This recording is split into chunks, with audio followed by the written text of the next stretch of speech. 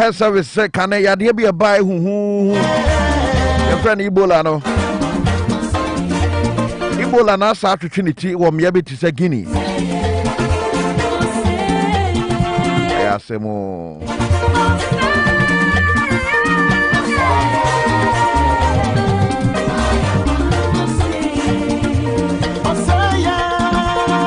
Papa na say nim so aka na atum na so aka na no atum Alote Jacobs and your friend of former Central Regional Chairman NDC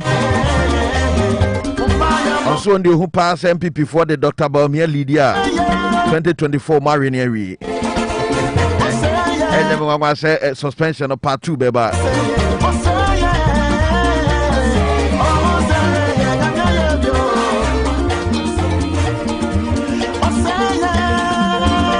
now Roads and Highways Minister Ako PM vetting committee edim de ebusan se masa contractors na ye adwuma ni nyina esuso musika ma day on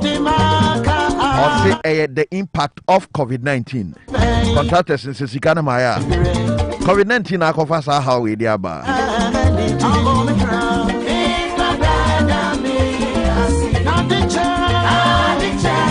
89.1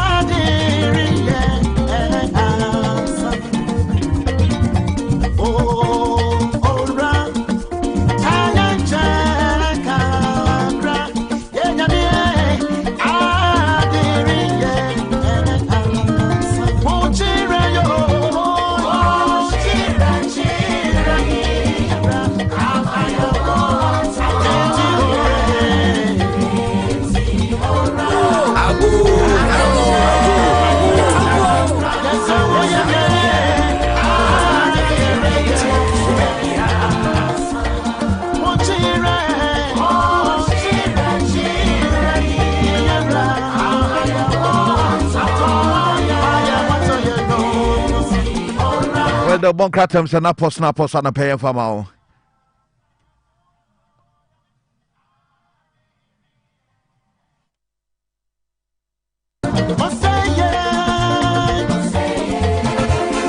for your radio, I have a corner for the Nina Mono pay.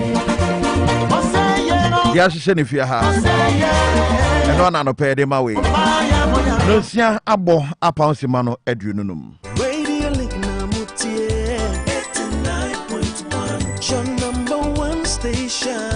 Radio Link Namutie and your papa some papa Hasia Boffenchim for 89.1 Radio Link #1 station.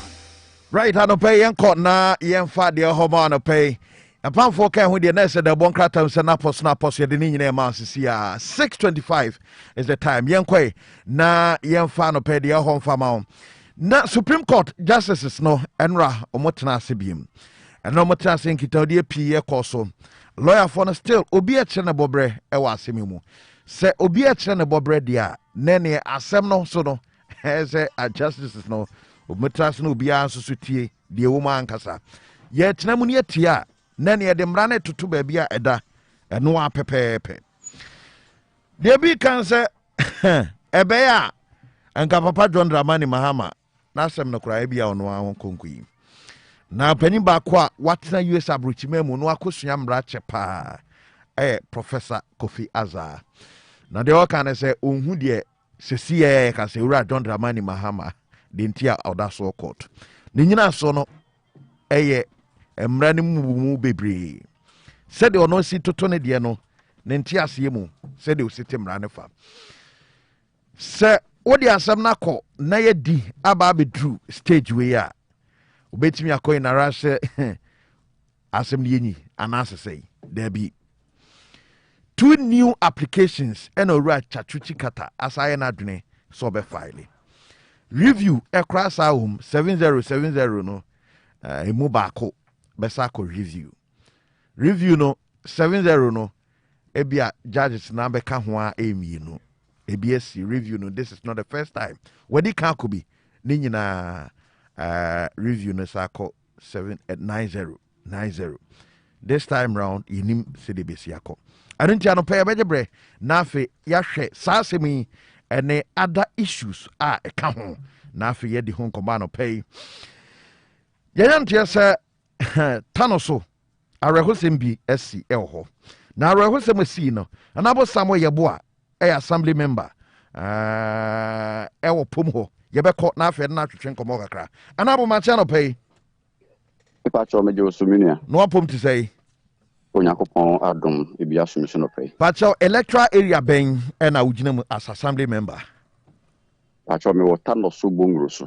Bongruso. Dia ro hosem na sia no pay.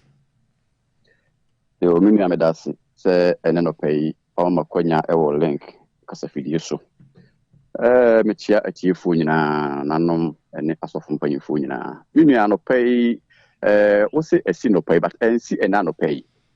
Asem no esi enura no pa bese nonson enifa ena odunfo bi etia masi maso se bibi ekoso ewo yikure mu ti o kire mu se omonya ntie se ubi ewu de baabi ntie ba na sa no na etwetwe maso akra unim se asem bi se ya na de obeka no ese osuro enu nti no na akoye huhu ewu kuro no mu nti ba sa no bia na omo kireye no mitua na mo pese mekọ akohwe nti maame nko a me sore etu ka ko hokoduru ho be 8:30 na me kokohwe no krese me kohu se eyoba ya obutu ewuram ya yaku no na sebi ya san hye no ti bia na ewo no so eni kuromu no kwan no enwa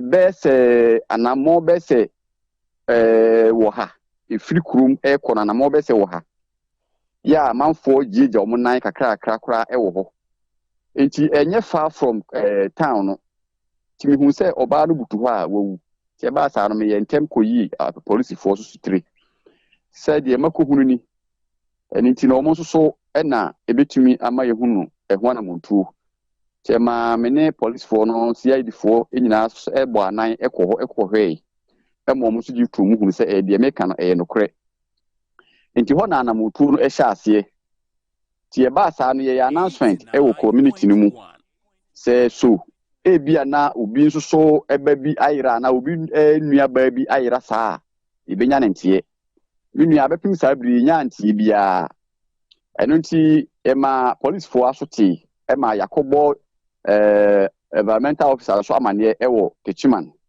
ya isi yewo anamutu mu a yehwe kwampa ebefa so a yebetimi apagya amu na firi ho me no kasa amu no da so da ho entina me nua sa oti ya saa na tie enkre ena munnim nipa na so pom ho ba bia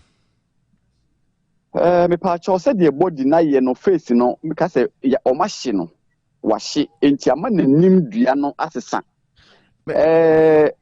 oyoba oyoba ni no ya se no se bia eja to pom ho ana bia ho no ena wahye ana se ono nko ana ya hye no minua bia na oda nankasa no ho adi nka hye dada ena baabi a ono wo nankasa so no baabi oda nankasa so ya san soja foforo ho a oba ne demu a wahye entinye se bia ja na ehye na akohye no that area na di nka hye dada be se na otwe miensa kra ache ya hihie na ahyeho okay na emom no ba bia woda na nkasa no ye bia eho asan ahye foforo a woda ganu mu ahye ni obutu ganu mu eni ti no wohwe ne sin na ni yamu no nyina ahye apro ni yamu no ye funu no mu nyina ahye apro enti saa na tie tinyasa ebia ono ana akohye no ho anase debi na ahye na ahye no eye tibia no mai hu se ese ye kunu de na butu ho ena ya hye no okay na ebia nsa ba bi obekọ na ebia ne ho akwa bi emu se mo ntache de ne nso de wani ehu bibia bia ne part bi ho a eni ho ne ade sa ne te ana menu ya mentumi nkasa ne part bi ni ho ye yehu ye se wahye ama ne yemu nyina ahye saa enti no nipadua ne de hu se obutu all right but ne yefunu no mu ne kokko no nyina ne face ne anim no gye se ne nyina ahye sanse na obutu ja no mu saa na eho ya bia ehu ana won se mo area bia e ampanifo krata ahade ehu ye mankoda kranko sa pom ho sa ne hote ana menua ye hanti saa na bia me kire wo ye bia manfo fa hokɔ mfum abre bia enti no enye ba bia ewo akiri bebre eye kuro no ankasa ne ntwea ba bia sabe amanfo fa hokɔ afumu sabi obi a wontimi nkɔ gyanan so kɔ timi bɔ pampɛse bia mpa ba bia gyamna eye bepo ye tu abo ho pen eye gravel site ya ye tu abo ho pen enti Holland ne nye ba bia hotimi fuchi bebre abo ene wo ho enti no ho ntimi hye da ufu ena ho so nya bia wo ye afu so a extreme ho ye enti eye mfikira eni akiri right penya na twetwe nkoma no pay Hanaba assembly member a ono ewo bungro so electoral area tano so Hanaba samo yebo a ena no pay na twetwe nkoma na de tie ni se wo mu kohu ya na so makopia mu bi so a emo nipa no ya hye ne drebe wo mu pom ho eno na no pay ebisa no ho asem kakra fi se ono de nani akohu bi na assembly member a report mpanyifo abam ena pom ho so bia mai se bia ne dihie bi ayira ana ye hwe obi asoma sisei me pacho obi amasa enura na nkasa no ye community information no ewo ha no so ya announcement se uma bi se ne ba ayira enti na ye suspect se bia akwada no ya wayira no so no nyame encha de enura bo be se anajo 9 o'clock ena sa akwada na wayira na ye hwehwe no ni parents eframe me say o mahu na akwada no na akwada na kasa afaka akuru ma okuduru no krom ya akwada no ye Togolese nti no Africa free ta no so akodu Togo ama confirm aba enti na say de na nka ya adwene twetwe ye kosesa akwada we ayira de na se obi awuda ha de a bia ne be ye ono ano ankoba na sa nyame adi ne ho afofi wakoduru ne fie ama abusuafo afre nti na se sa body we da ha no ye nimbia body ne free na ya ta no so ha ya suspect sa ade ne bi pen last year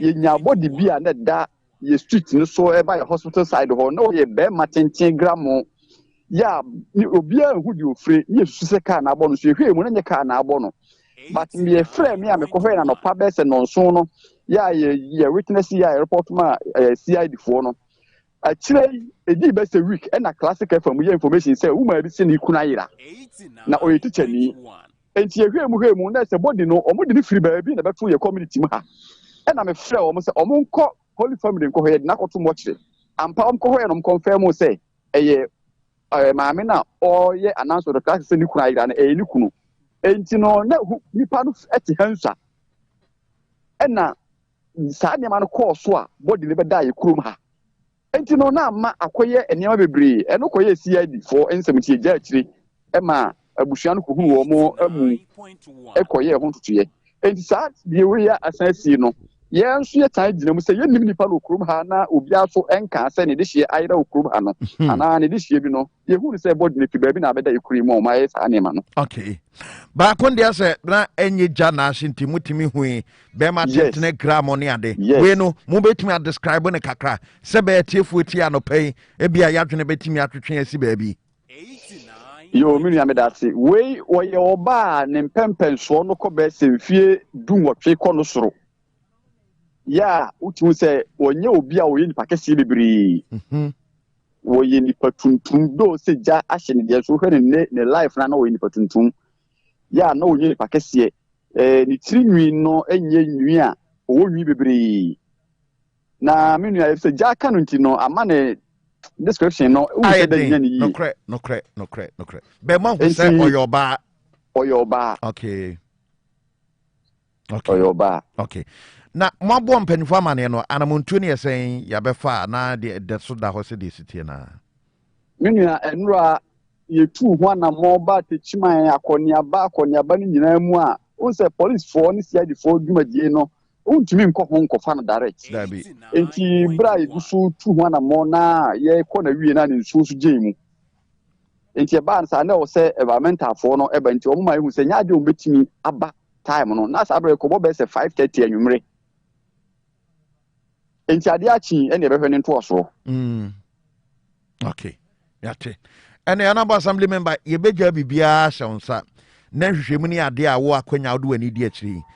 Nsentwofo no ba obeba besiw so na afi ya hwe ba bia nhwehwemu ne be hya ase ye da ase anopai. Pacho me so me da masenya men ka mo. Ye da ase pa. Hanabo Samoye Boa assembly member ewo Bongro so electoral area Tano so omo da sorry e pom ho nipa bi afrim na ne de ne se de sitie na oba a yahye no anase menkase yahye no wase so bi na hye no say dey eno na enhwehwemu be koso wahye no epom so no matoto mania nipa no enya de a omunim no anase obi abekase ne baira ana ne busuani bi aira ntuma bo akiri de ama police for ene environmental for mu yenhwehwemu anopai ebia na ade hye bi apie oba ne mfie so be se dumotwe edeko na onte ne nka na ne ntentem a tachima ha akwa hu police for no na afi mu de wani ade akiri ama ma chen ejamejo so no apom to say nyame adom na so e do ba de ase no amepon bi kuri me pa se eja ama sisi we ama supina na eya wo ya se ye supina amanti no ene watu supina na kone na mse mpacho edino ye to ye nche ntino kure ni miru efi nti ho na megina mu pacho se ne meka supina no nti ano payama supina watena se hwano anka supi ubenya se dabi ntwanitia that's right kani nyina abom that's right papa machen. Yes, Oja. Birthday boy. Yes, and now we are gentle pa. Oh yeah. Kwambeso say, "Obi didn't birthday no gentle as a kwambeso." Fia. Na krubeso. So be nkami hu ye na bia wa gigi bibi. KFC kra. Wa cref kumase. Ice cream bia. O de aka hu. Ahun bibini. Ye hu hwe ni mi hu ya na say. Valentine. Onyeska. Bibini nyeska. Where madam fu bi na obi man luto number. Okota na akwa ne krom kwantenten pa anya agro na akwa e wotwa bobe se force ke me say yes o se nyame ya dom na se loto imedia me se da fa drop in free krom ha ko mi krom na makotwa mi krom ran about na masaba no wa na nyame ma number ne fa nchen say okotia na busiafo okotia busiafo also krom okotwa ran about na saba na chikeke okoflese keke obi a say no Eja answer na papa je beto an birthday nsem so no me boss Kwabena Bamfo was say anopa bia with morning show no watch your morning show crew for nyina and radio link for nyina was say Ebunu East had this ade radio link morning show is the best na me boss Kwabena Bamfo me producer ba ko pe Mr Bawa was say watch your no pay nyina ye chia obi won ho kafo ma me Felicia Bamfo and afi Jigga boy opanyini no and afi kuma no nyame show mu nyina sa no pa bia mutie ya no mutie link AGOO show yeah, don't say why papa bibi o hobi oh wait there say but yes motano switch you know so odishie bi ayira na no pay wonte ne ka oba be 18 years what they corner no aso to one am Techima police station tentem so why tano so okra police wo yeah police station okay yeah sure no munya mfaye I don't know me share you know. One will be on. No pictures no. Yeah. But the money you can say yes no. I didn't an answer washing. Washing wow as wa pro unse as yashino na ntimi anhini nyina. Okay. Nti body no. Unse as jashi obi na anhina anye se enso no. Nti eja no ahye no but body no enso utimi say pro. Okay. We police for ne ja wana ohunim de na na bitima san. That's right. Nti odi she biara na unhuna na asa wahwe na unhuna 10 times so atano so police station na odi oba techima police station o kan o ma be lead no mo do ko why madaro ma ne hwehwe mu ne simple for my ajame na yebusuafo ase o mo nra eno am for edu birthday ni ma ho that's right why are there no mo nyina se o mo dos no eje be friend be sure ne be text o ne ade cuz if Philip put in kan there oh yeah nra we are not free ma come on so yeah na me Fidelity Bank, na mention George. That's right. No police surprise me. That's right. Yeah, no, yeah. Surprise, body. Debbie, Ade, ama. No, you fifi Musa. Body. Men yam supina na pay. I said me ani supina, na ti supina beside. Now say can be a try no hoda. Oh, Jana. Oh, it's a I'm for ya dear. I'm for ya dear na. Domo nyina ase yentimi modin baako sa omodoso aja nti obi o wishi me birthday enra domo nyina ase yankopɔ obi ahwe bi yankopɔ ensanse na nem why yo ama fiesha ase no pay yo yensha se na oni radio link ndi djuma emom ya be fontenta ne doso pa ne obebo awura so bia obetimi adi echi www.radiolinkgh.com Facebook ye stream live ya no wagyen kire wo ho emre sem ye working kan ni nyina ma Facebook ni ye radio link 891 YouTube Radio Link GH Okomodern Ghana listening to my radio.com ubehu Radio Link ana download the app no eto phone so ehon so be ko Google Play Store betimi download Radio Link ye app na to phone so de be ya baby a wo hye bia kwaye mu ehimfo ensuo mu baby a wo gina bia na ye link o sa na osu hu ne ye koso ma me hye Free Ghana Health Service for asue ye said ye nyina enim na nke enim se coronavirus eneni atu wiase nyina ma bia to Ghana ya nti obi ebo no ho modern so obebo no ho ban na yade coronavirus a mechi no anya ne pansam enei ne Ghana Health Service amanobo a wo mo de ba monten so kire se sesia wo mo ne wo mo nkrofo adinkita ho local health institutions ayasabia hodo mantama hodo so ye wo my Ghana mu atwetwe nkomo se obi ana ne ho so na wo mo aboa ne ho nya krado se yade friend is say Ebola krofo bia wo de one wo si bono eba mre bi atwa me 2014 kosi 2016 mu de na Africa pa na sa ya de ne wo Ebola say Ebola center na bi Ghana how Ebola center no na Africa fo na na ya de Ghana be pie Ghana ha ya ebesi hase no penfo se ebia san atweneti na Guinea na ahase afra eba amanobo a eba ne kire se Guinea ho me no kase nipa besen son na o maye hwehwemu hu se o manya Ebola ni bi ye emu miensa ahwe wo mo nkwa na yade yi wo mu hu ye hwehwemu kire se eba Guinea man mu February bosme ne de tosu dunan na wo mu hu ye na sisi ayi de se de asia ye hu no tre kane 2014 ehase ya kosi 2016 Guinea kroya mu omanya mu na hase free ye tre ya FIFA Sierra Leone na sefuo kopiepie amanfo frosu ma bidru Ghana ha ya ne nyina ye hwe ye ho ebo ye ho ban na Ghana Health Service stress sa Ebola yi emu a wo mo de ba ye wild animals te se emu wo mu hu emu o mo soso o mo nwura mu no wo mo na de ba no mo de ba na nipa da sani unya bia afi unsu betimi de ama oyonko nipa da sani ye no na bia mfifira te nipa no na ode ne ho atwitwu ana se moja bi kra ne ba bi atwa ne ba bi ati moja bi efiri ho na bi abeka wo so ba bi atwa no so betimi enya Ebola ni bi enti yenhye ho so yemo ye ho ban na enum achi na ahobambofo anase asabiafo no wo mo de ato omanim se si ade wo ye hospital bi aye krado se nye coronavirus nko na wo kon Ebola so wo ho a asase Africa Guinea bi betimi adu o man Ghana mu enti wo mo aboa wo mo ho na wo mo ntwen empe kwan kra ba ye betimi asi ano nya se ba wiansa ya ye ho ene ma ye ma ye mo boy ho sie na mpemfo kire kwan a Ebola ne ba se de wo no betimi atimi enya bie wose se wo do ho twitwi obi afifire te na wo ya de ne bia wo betimi enya bi enti abra na wose hohoro nsa te se coronavirus die ya hohoro nsa fa sanitizer keka wonsa ye frofro wonsa ho social distancing yenyi ye bi na obi ho fifire ama metwitwi afesu obi nya yade ibia se de obesi ne na di nkita ho na wose ye very very careful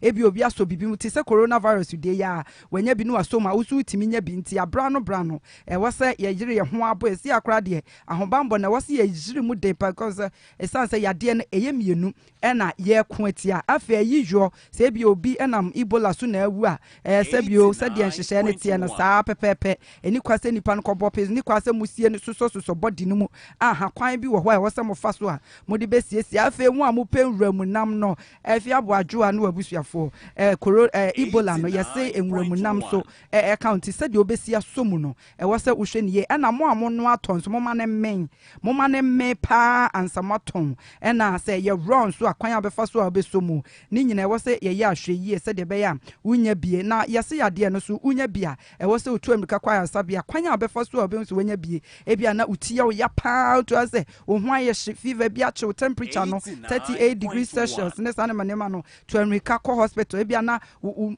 ye kanesem wo bones no anase wuntini mu twetwe a ɛno no ɛwɔ so hu sɛ wo bɛkɔ hospital ɛhɔ a no wabrɛ na ho na wonya hwɛ so na wo na mu te sɛ wabrɛ onipadua no mu wotimi fefe sabio fefe na wugya wo nan ɛhɔ a na woyam so ya wo ja pa ɛto da bi so atimi sɛ wo a wonyare wo so a ho mfa wate ase na wo ho yɛ obibi sɛ ɛwɔ sɛ wokɔ hospital anase bibi kakra bi to obɛnso obetimi bleed saa mogya betimi afifiu saa ɛno nso kɔ ayaresabea na yɛmmɔ wo ho ban na mpanyimfo de twato no mo si wo mo mam account no ene se 2014 kosi 2016 a Ebola baaye no nipa wo mu nya bi 28000 emu 11000 ene hwere wo mo nkwantene ehu papa Ebola na ehu krasi kuru enti ye nyina ye mo ye ho ba ne na de enye coronavirus nko a ena Africa ye ne no enya na emom Ebola emre bi etwa mu wo baaye no wasan atweneti biem ya Ghana Health Service ebo ye nyina kokose ye ne ho so titru mu amure enamono no munye ahweyie pa. That's right.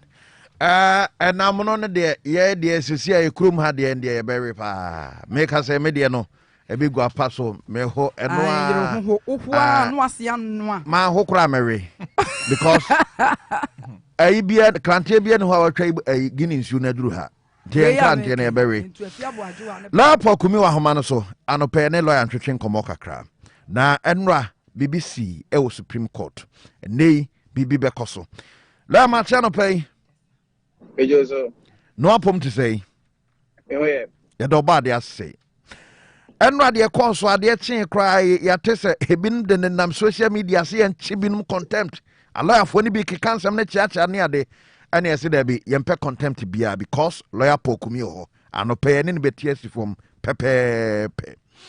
The cause for Supreme Court enra biesu kakra che ruling na bai na nsem be ne dem they only say Eura Kashukata area sembi ekodane Supreme Court no it's an say na omo close omo case somebody omo someone be kan wo court no yeah they abaye nti no na there all stress Supreme Court say omo mo kwan na omie na asem no on say mbie na asem no afi na o council dey sisu say e man kwan na say obie na asem no 89.1 yes man kwan na on frɛ Jimensa aye electoral commission for omo panyin no na omra megina dakam na onyi insembiano na no na Supreme Court na nra omboko trans omboko say enya de a ombema ho kwan ama sa adesrenu a yura ja chichika de akakoto omanimu no ombema ho kwan ama na baso omo chire mu say idi kan say wo wie wasem na so close to case a The person was saying a open case in be more. As I would to meet you, the people from all the air. I said, a passer what is awesome no a bar. About to me, I'm a omonia. The before will be the VIVia Emma too. I made that bigger for the new. I would be and no pass and put on ever. Almost all can say, you Ramama, a lawyer for no. And to me, Anka BB Fufrobia, Amode ever. Or the American almost more, Omakan Dadano. Now, it's only said, almost 5 BB Fufrobia and Fambaya. It's say, only BB ever back home, ain't you know. I dare almost more quite. Amamo OP case in Fama. Yet also, you know, Jemensa and almost all more can say, Yansha no na Omra met Adakamuno. Almost a month to me and Chirakot no say. Say Jemensa Abetra Sadakanimua. Or they are some phobia. Yanka one samoda. Our court of honor ever betuja. After so almost a month to me and Chirak Potin say. Say almost bad na say or no Babetra Dakanimu. Na Obekasa. Or they are some phobia ever to court to the new. I say be a court no entry that. And I feel that also me and son. Almost want to me and say, Nasan of Babecano, dear a beboa, omo asamoa, omo edi ebano. And no crapuno, omo ginaso eka say. So, what was some echo quarter? Was some now dear a war? Any in so papa a war, and a beboa, I'm a wedding kunim. Now, my share will be asamoa. Ebia any answer than Nina so papa. Now for no Sasamono and for in ye oh Jinapen with me I can say and you know Yanka Asamono and Famau. If they could see and they say they na you Ramahama Nala for no estre say Supreme Court and Famono Supreme Court Nasama can say Oman shed the Antimianka Asempotia. And no, every pursue Supreme Court, no. I'm a manji side said, no, atum. I don't know. Almost ebo, sir, as is ready, no, AGOO. Did you pussy ye and run? I don't know. I'm with ye, no. Yura, Chicata, actually say, Supreme Court, no. Ebua and Simbia, Omni Beto Court name.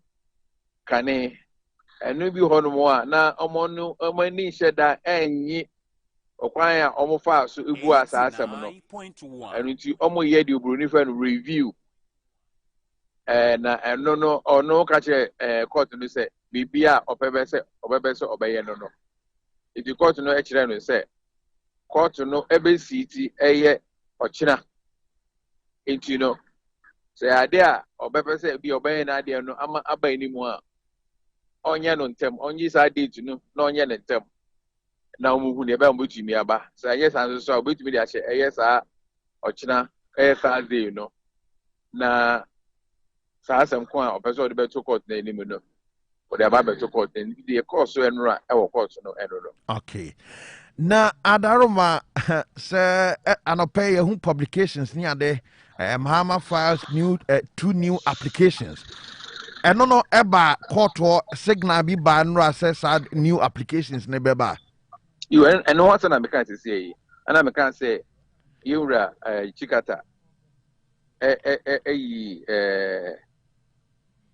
court no as you say a bibia or moya Mpokacha and say bra ujinan and answer all can Sasemono. Then crop for a Supreme Court registry. Okay. I almost file those documents. You must say BBC Ebebaso. Okay. Now, Enra, the course no, Yansa, ya more lawyer for be more professors near the professors answer be say, well, share the nature of the case, said the AC corner, who named the entire Radon Dramani Mahama, and that's some poor Edna court. At this venture, you bet me a course as some any the bias Ababi Yana. About man, tear on the say be a baby at the Koya. The Binum Kana Mahama crowd there court. As I'm no massacre you case near the Mahama bit my queen case by this time. oh yeah, you can file notice of discontinuance. Which me Aqua can say Abia seminar baby air corner. If I say Abia Micasso. But as I said, which you be trading tia Sassamino Wucasso. One to me and church the we are caught to know ever can say, yeah, my own can you say a seminal? Can you that you bua seminal? Aha, okay. It's and yet as easy as and yes, I can't say, oh, my bantino, no, ye media. Media court center, Ibidimo can say, we are not going to lead any EBR. No, you don't do that. Okay. Because you will have a beer court and consider maybe a seminar do the extent of time spent in the Kaka Honwa. What am I gonna say? Because say, yeah, can't seminar man be do baby I bet to me a seminar, a seminar. Now if you want back a chance so as I'm crap enka. What to know Becca to say maybe I do know. Assembly almost near you into the twasso. Now into me, you are some new more some no. The bear which may be one for uncle baby for you. Okay. Because I thought I be a would you be, I can say, oh, file it for leave to discontinue. We all file it for discontinuance with leave to reapply, which means to say, after I say, oh, I can't say what you are 7 so no. To me, this are 7 no, I signed the about or come for be eso. Yeah. Until you hold on one. Oh, because okay, fine. A background to sir, application to discontinue, no? But you cannot bring this same case again in any court. Okay. And now somebody can say, okay, yeah, man, okay. But I say we are nobody to me at the about court review. So those are some of the things which are also available to the court for the court to make such orders. Okay. But another issue, so you say, I dare no, also at Meko review, no ako. Meko review, no ako. Review no qua 7-0. Now for call 9-0, 7-0, now call 9-0. At a point, so a lawyer, no maybe say no, and detail, and I discourage you from further review. I pesoko. Until so obey the strategy and the patrono air doctor. Won't you me and can say, Unyanya or no? Because any lawyer worth his sort, no, say, oh, ye be our quarter. As I said, Utuminia, a dream be a way tree, near Sadena or no. In soon so a bit to me about a dear manner, and maybe a bit to me about a dear money case now or no. So I believe most sincerely say that Chukata with his experience and expertise at law, no. On kwa say me crack of file some applications, be a minimum say, a friend say, about 2 years actually, and so or twice or a year. Yeah. Let us take note, and I don't imagine it. Yeah, well, dear, a friend of African Human Rights Court. I don't know a court, but I am it to me a mine I war Africa Harmono, almost and be a so. Ama a bassa would was in be a quarter court in any more. Court you it to me a share, it is a seminal.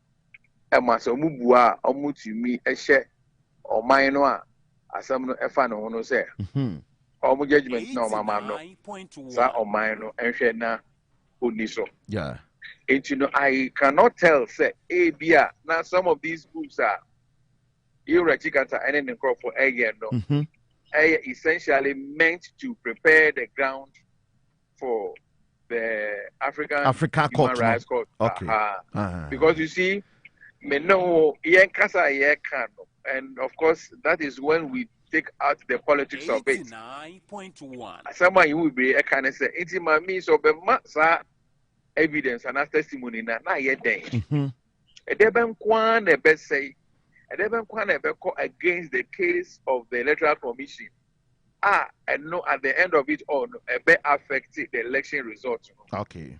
And electoral commission oppose na nipa kron so a odi nkunim no ono so na lawyer for so oppose it. You know, yes, 7090 even enquire even 30.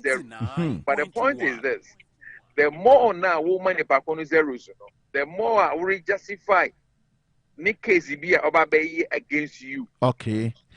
Obesha and run and run about ano empire. Manako can say it appears cases now on what it to a friend saying Supreme Court name, you know. It appears say the outcome is predetermined. Just say, you say the only way be no better action. What it tells you say, I don't know yet what is even playing on the minds of a lot of the lawyers, if not all of them. Okay. But when they even have this kind of mentality or thinking, that's still how more cost of air file some of these processes here. Now, the training extra member of what? That's an nice be so. Okay. Now, in this case, in Puno, we say Supreme Court no, the highest.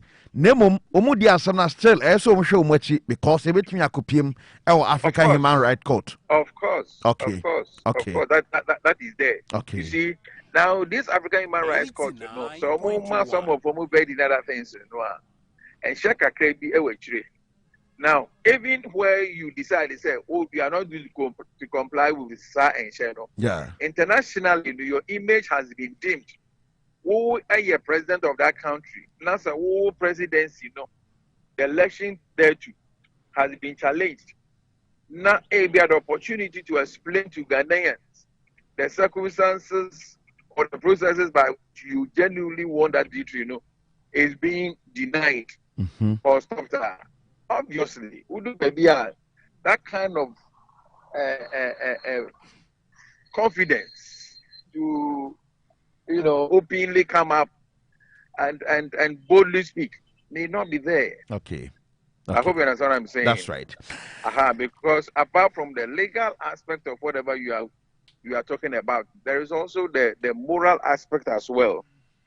And in most cases, the moral aspect even takes precedence or has a higher premium than the legality. Because I keep telling people, say, so be a say, oh, we are acting for the rule of law. He may be right, but is the law good? Because when a bad law is being implemented, the person will still say he is acting per rule of law, but that law in itself may be bad and may not be happening may not be helping by way of human rights and other related issues. Okay. So that's despite everything, say petition and a pa or another option to say African Human Rights Court me. Now I think so. That's right. CA and adequate. Sempany for Trasia. Now we are so be file an address and account. I don't know because one I ever transfer application and road treaty kata edit to Jano. Oh, there be one say court to know I make that order no. On say they are applying for stay of proceedings. Now, if they are able to do that today, now court granted the stay of proceedings, you know. Once the stay of proceedings has been granted, it means that any processes and any other ZBR court or will have been stayed. Just say they will freeze it. Yeah, money here, you So that make an answer. Yeah. So court no actually say be file who address enra aye ochina na enne or cancel wa den was stay all proceedings the proceedings of the court no include filing of the various papers. So no our court you know how things will pan out by way of the orders of the courts. Right. Has to be made subsequently. Okay. Enra, and say, a lot of funny because Dr. Ayeni, and a permanent be a trotting say, yen citing for contempt because Wako say judges no a bias towards Nipa or didn't petition by and not petitioner. Sa Casaway and a contempt etche and now Subambe You bet my friend for contempt. Oh, what is happening is a contempt, you know, yeah, contempt, before the court. So, no, in your contempt, yeah, outside of the court. Now, who can say, will be, I can see, be a itia court, you know, as I said, ultimately establish among others, to say, or they are doing Bonnie be and a cancer, seven, no. That's how you born now, or they cancer, seven, no. Na obeso or there no eku court no anymore. In the case of Yura Dominic Ayine no, e bia na okansa asem we ubuni be can say in the heat of any disappointment to the application, you know, on my no. It you know in a way no to me I can say okay, this man is pained with the friend saying with the verdict that the Supreme Court gave, and he has, as it were, gone to town against the Supreme Court. But on the part of Yunra, you know, since many people are commenting on that Asemna Okan, you know, it will be better to purge himself of that possible contempt. They can't say purge yourself and not just say, "Bia, I did why Amabu say it's your court to know, then do yam and I say you know. As I said, who to be a bibia, actually say, a bia, say, who can be bisa, I did court to know, and do yam no every for one, a bia, what you sign. Tibia, which me about apologize, say, if you're not someone or kind, or that dream, who said, and yeah, they are a boy, Tibia, or sign. I don't think there's anything wrong with that. But so yet in that's also on your BBA and now can be and fan one. Well, about your friend saying, sir, contempt issue, no. Somebody will have to file before the court and they say, will be, I can say, be an IABB, a contemptuous of the court. And the court, you know, entering and so. It will then be left to whoever is of the view, and of course that will have to include the parties that almost the work court, you know. So it may either be the lawyer for the, the party as the electoral commission, or another than Kwekufado, or move back and now obituate this issue of the contempt, you know, at the other court, you know, say, someone ye yura your Mahama Ekano. I say be an independent backward candy, our person say, near more year or quarter no intentia. As I say now, I can so we book court, you know, and the mutia, and I say we book court, you know, movie into Munchina so. I don't know, so another side. In the end, just a matter of just saying, oh, he's in contempt, No, there's a procedure by which he will even be cited for contempt, and that should be in the court. But none of your cases shall see. Yahu so be to Sora lawyer could do upon Croma, or ye interview at the chin, justices no, or more catch there no. Dr. Any case nation said, call to them who are no money be or your money. Meaning, say, be a Oman Casa before Crow be back call report no, Ebi Omunya Quenya, and monitor as some church in Moe. In that case, Yentimin friend Anna. Oh, that be, sir, and I can say, yeah, 1 year, you can't court in any. It, you know, the contempt, you know, if it is done in front of the court, then the court, of course, can sanction him in respect of that. So now I can say. Okay. Now, in this day and age of various media outlets, do we really say, I judge you for no as individuals? How much to say, BBC, and we are going to and no so, Edia, Edia Tiano, and of course, you were a friend saying, you were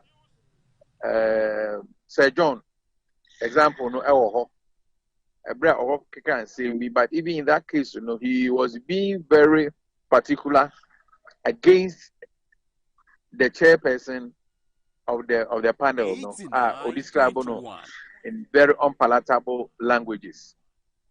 But in the case of a friend saying, Dr. Yine, no, Obetumi, I can say he was expressing his opinion about what is happening. No opinion, no, unless somebody convinces him, say it is bad, it is it is unbecoming of a lawyer of his stature to make those comments, and for which reason the court will have to sanction him. Well, that is the point. But as I have said earlier on, in some saying, okay, because you see what is happening at the court, you know, and yet only the legal part that we are pulling. People are also looking at the political side also. Yeah. Could you I can say it is the brilliance of the vice president which compelled, what's the name,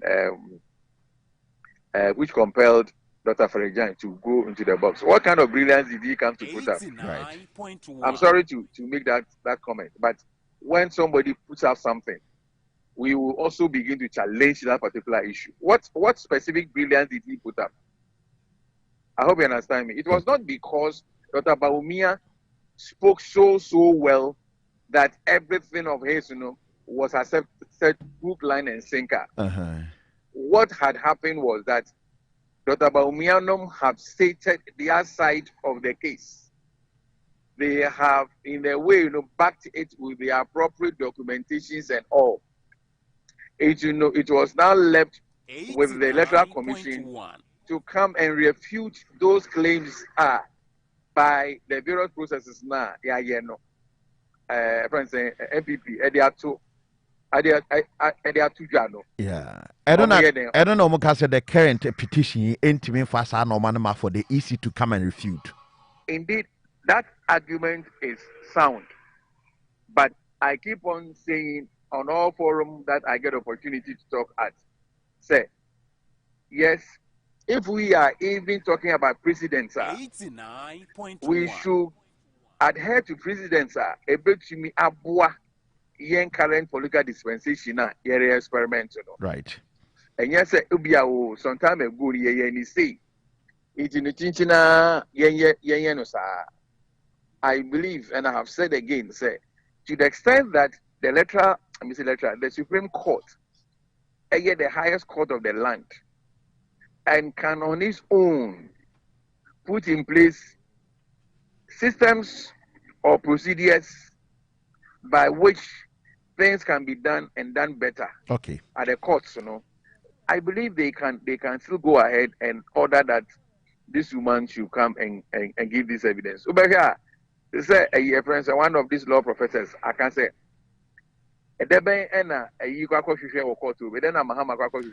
yeah. Say, so anka when somebody talks that way, a very, very unfortunate remark why against the court. What it means is that, look, my brother, it appears this court will never listen to anything of yours. If you don't go waste your time and asking for any other thing, because anytime you send anything to them, they tell you that no. Anytime you send anything to them, they said no. And why are you wasting your time? So I can say, okay, that statement by that law professor is almost like what this man has said. It's almost like what Dr. Ayine has said. Okay. So I can say. Okay. Otherwise, that professor will tell you, oh yeah, go ahead.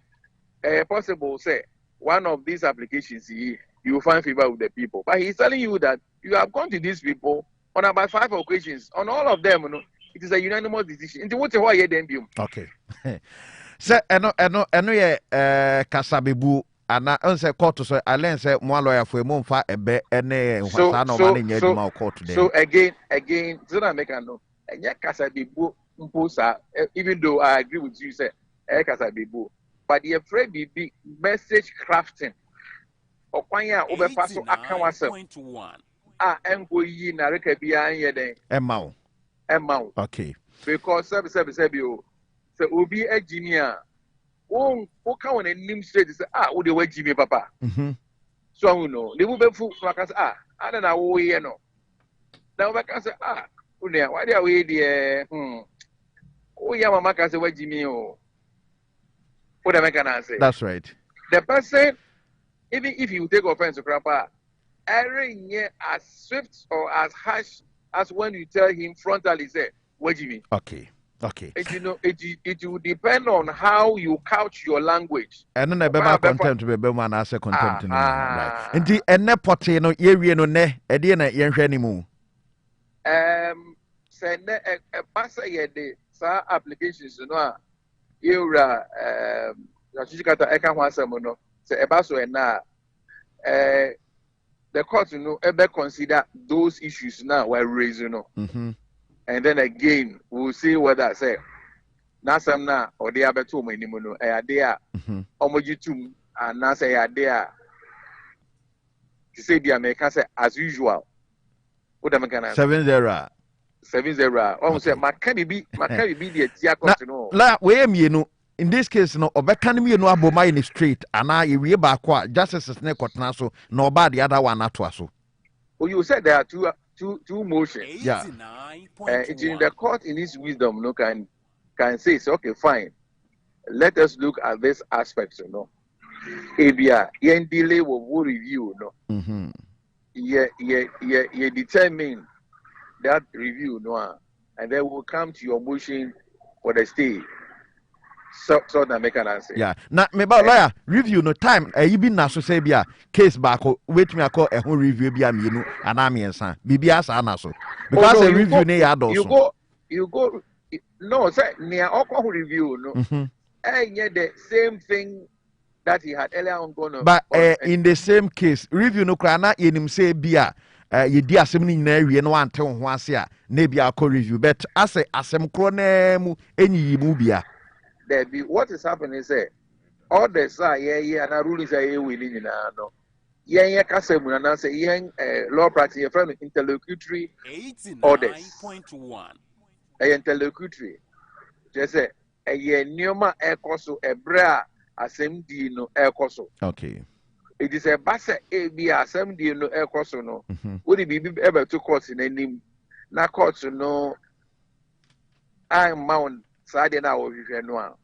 And Brandon who can say, seek a review in respect of that one. Right. Sanka, if it were to be at the High Court, so no, then you could have appealed to the Court of Appeal. Yeah.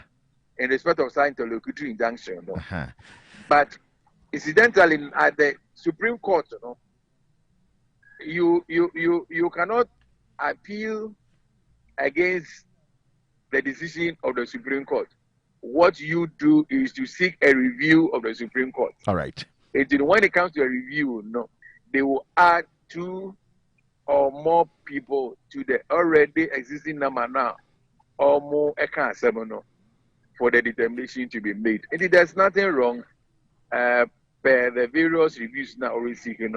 Now, the reviews, and in the generality of the case, specific issues you be na almost person court no court no anya fa right almost dwen say embrem no esanka court no etumi hwe enema bi na ye tie no na ba betwe court na adwen court say mo hwe we na mo hwe we a anka beboa anka betumi amama adwen asesa was ruling na ye no.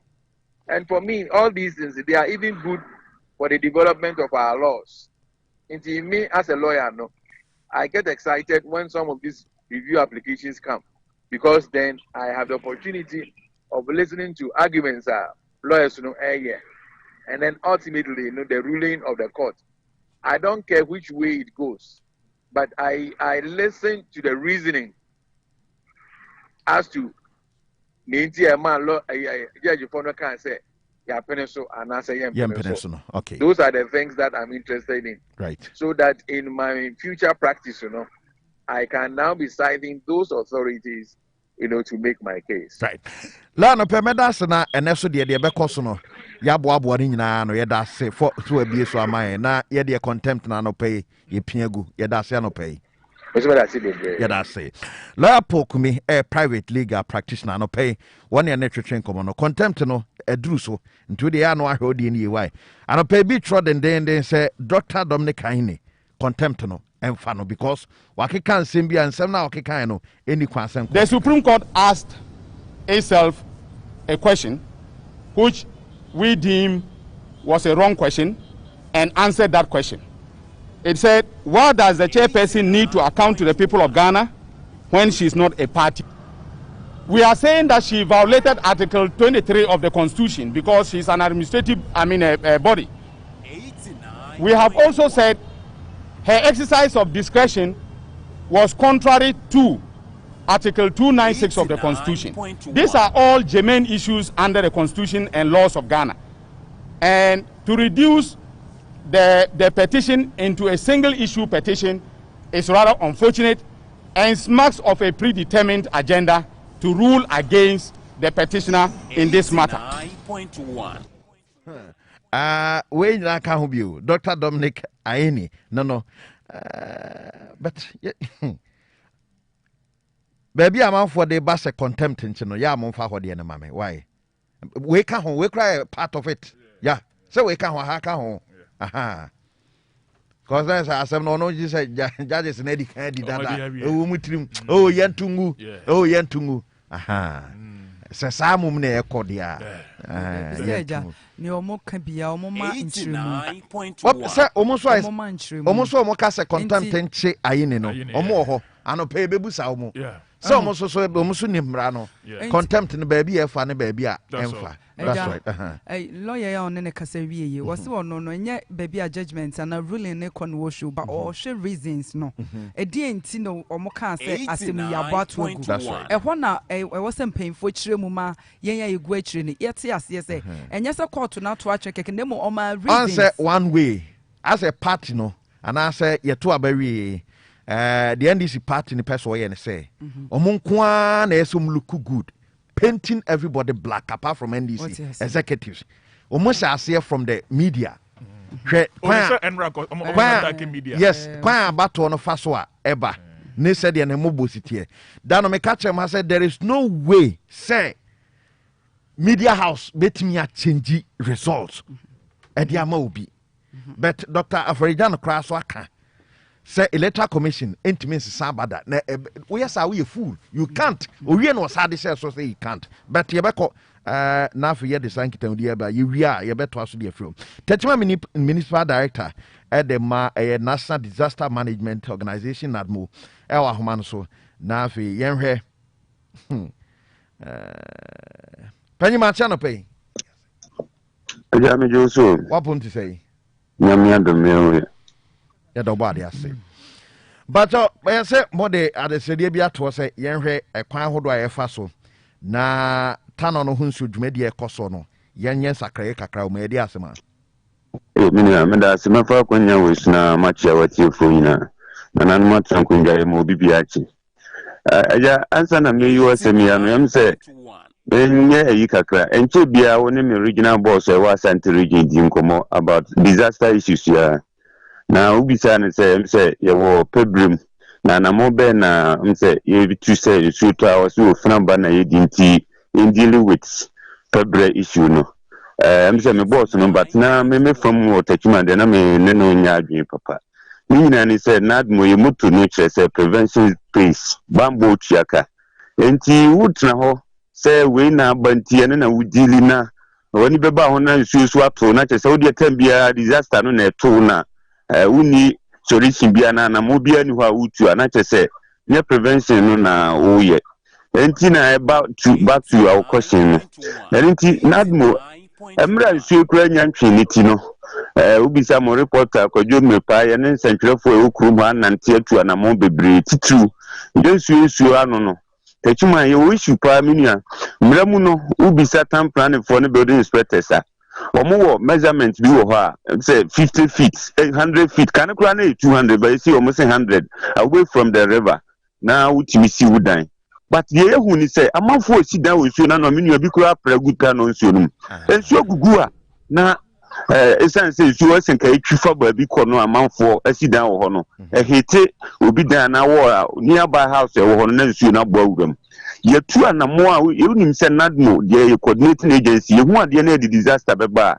agency na ye concern na ya follow on them na ya draw my attention minia you believe say ube ko mpanyifo no wo makwa akohwe ube sen akwa akire na ade no wo ho na egusu kra ekoso esensa eniti ye ma nsentwerefo ne timamufo ne nananum nyina hu because me de letter ma nananum asase ne ye omodia se bi onana de enim se onkofo de se okoton asase e bia nananim se saa bia ho no ye de ama obi se onfa nsidan ti ya twe nananum adwen ne timamufo adwen esi su se de ekoso wonsu nanu no esan se nsuo no ta nra kwa awre ho se mu bisa ye report mo reporter ne no ko ya papa ba ko a se bi wadi dem kakra ye twa ne nan nsuo to ye oda so ye na danchem da ne veranda so nsuo tai ni ya awre ho se we nyina ekoso tachuma me say na 3 months ago yakobu dan bi agu nra kwa o mopaja si wasan abodan no so enti ye ewo nsuo na me say wie program na se wo betimi afra me a me no bekọ na wo de wani akọhwa ade wa hu nsuo ti beta obi mpuma no level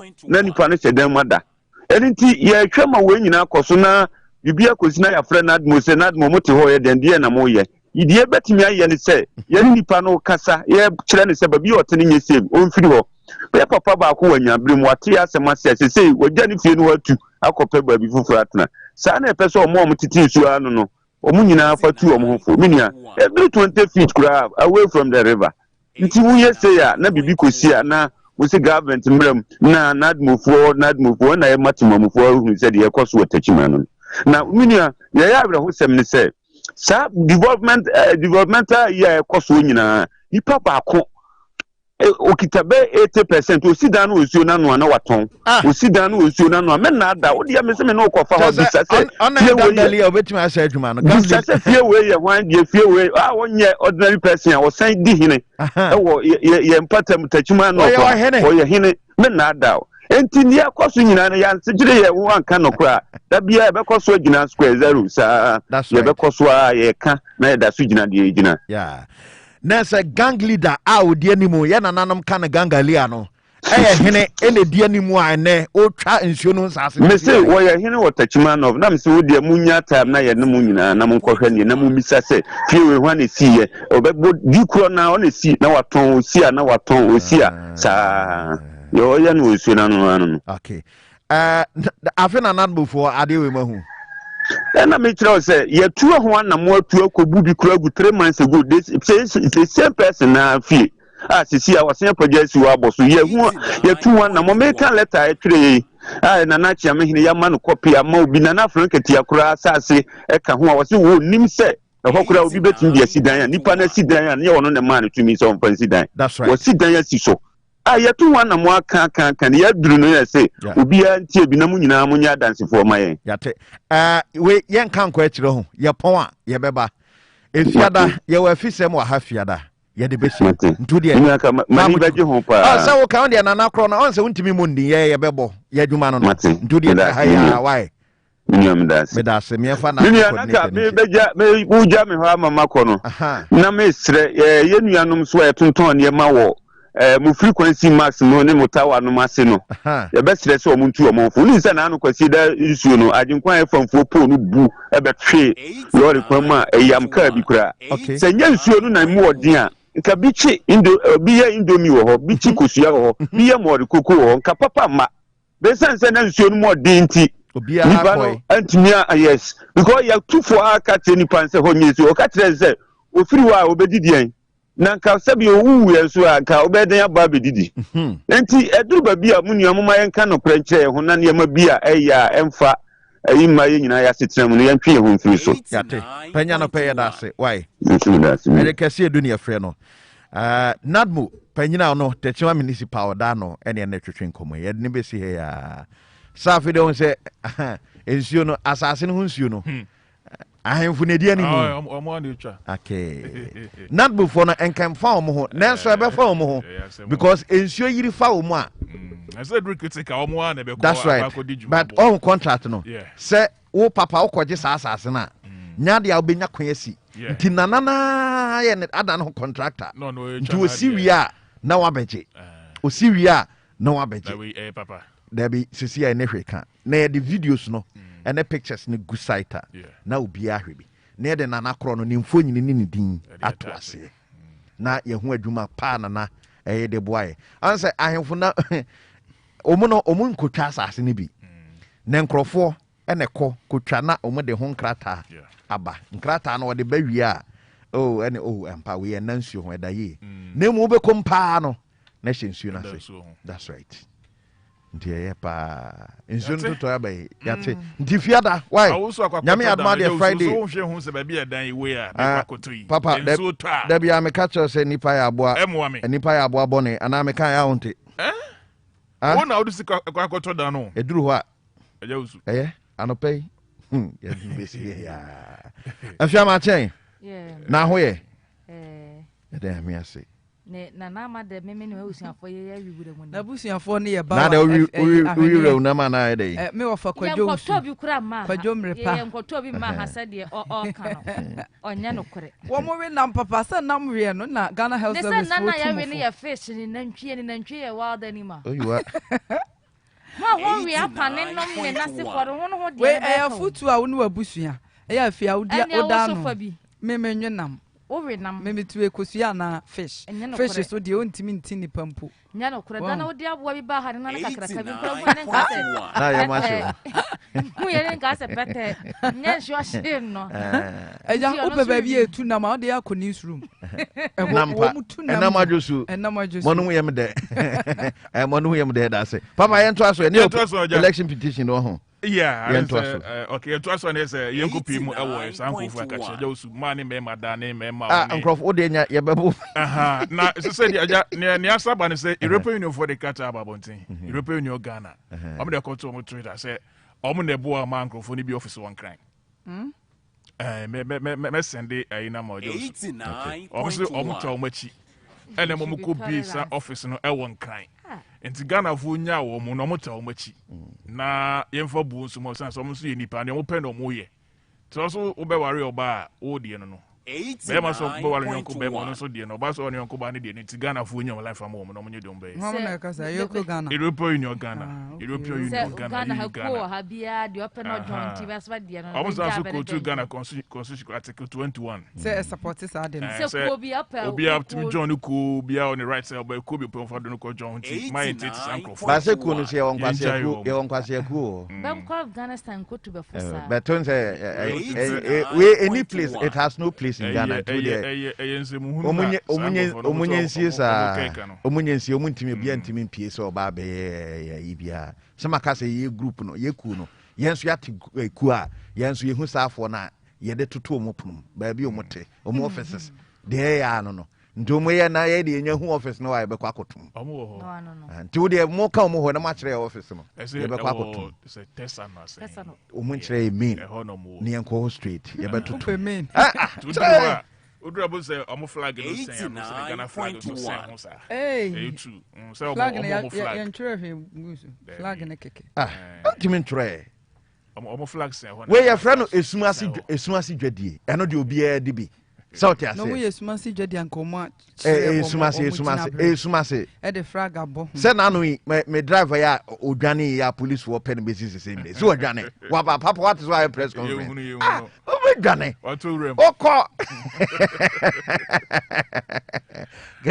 oko esia o pe bia fa nti no de mensure chiri why am ato aso man efia ma me fa nkwa kumase ne papa ne nkwa asore one na na manti hu nkase ma akere eja WUSU nkwa asore ahomate sorry ano pa sorry me tibia cherof Sunday ya Ash Wednesday ntin kwa sorry okay ye bedi Easter ya sha say Lent yesim ya ichinakom nti bia mfa na aduana se mafuma ni pastor we dey no kure ma hu say so no bone ha satma na ye wo primary school no ye school na be Roma so that to do what he teachers no Roma ni pa opo obekọ okay nti e go na dey enso na se mo say ba ma hu say ni dey ni so that's good and then can the baby say between some pa so ti we dey no kure but no ye no kure yeah nti ma yankọ ayekumase once kumase udru konfo no cha dan kakraka bi wo ho ne beda ne be sha sese be si 40 years ni akire ni ne dan ne se de asi akere no be ka se be to aso wanhwe ndan na kwa kodwire gu nti ne mpanfo de aba se be bebu sa dan ne nyina to agu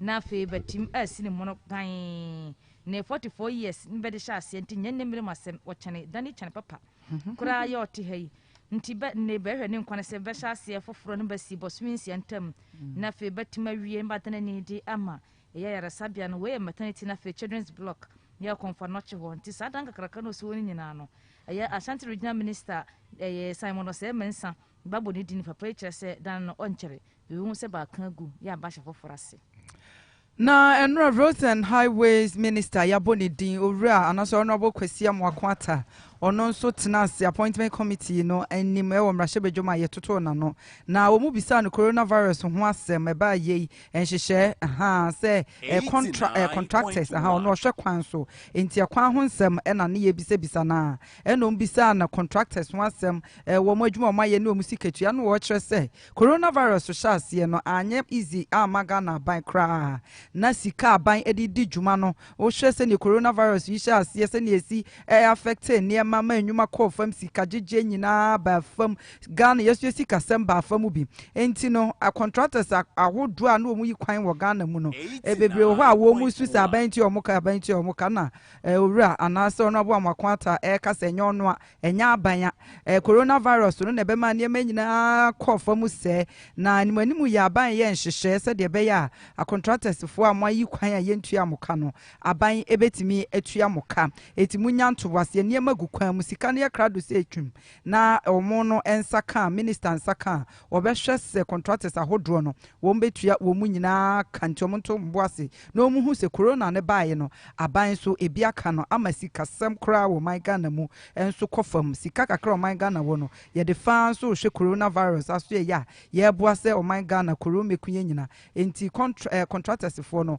munya nto boase na munya otwen honhom se enche aban ebetua mu nyina ka na jenko pemu ewo ye Alote Jacobs na kacho de nsem bia tujade afada ta ba omia ho wase Dr. Baumia eye sabi politician bia ne so ebi ma Ghana da na SMP 4% 2024 bidi nkunimu a omfa Dr. Baumia emra omdi ni pafo bia ba enya de se 2024 ombetimi edi nkunimu na okan si piso no Alote Jacobs we ndi sini but ne Baumia ye ne Ghana manwesem no ebi nsida it is 8 years sacrum be some break it. I just said 2024 and before the time about me but I'm fan am dey no forget 2024 okay say on our dika to challenge we say in the NDC omo anyo obi a obi face Dr. Baumia nti so ka na ho ye hin no and wow and na de ni jail term by no so also ka say Pendra Mills sorry Mahama be choose new running mate a ompe obi a Obi to say Baumia. How about me attacking Baumia? That's right. And yes, I don't forget. I am saying. I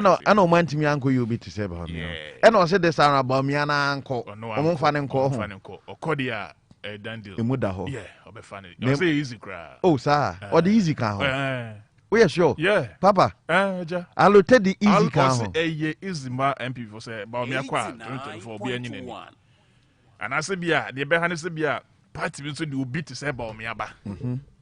Yes, idea and your move for Ghana be any but me have fun simple cry. Dear Patcher say Mampanina da Mama Sanaba.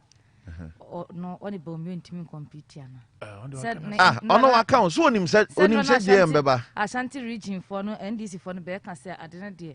Or say Ura Mahama no post 2024. Sansa or no baton on Nama or so a crock or Kuna Efe. Yes. Into Kuna if I walk in a Sinchana. But on the on Kama Hamasimo, Baumiasem no worker. And I want to swap on Mohammed. And I pop over Mahamas. On one can do you. Oh, yeah, parts that be said, as do Edin Kunima. Yes. What is about me? So, Ebra. So can read and cabin match. Oh, suspension. There will be more suspension. Sorry, indefinite suspension. I've been friend with your second won't come. Oh, there be sent in on us on Casama Kuno, and I want to talk about also a social commentator. And to ultimate channel, social commentator or socializing.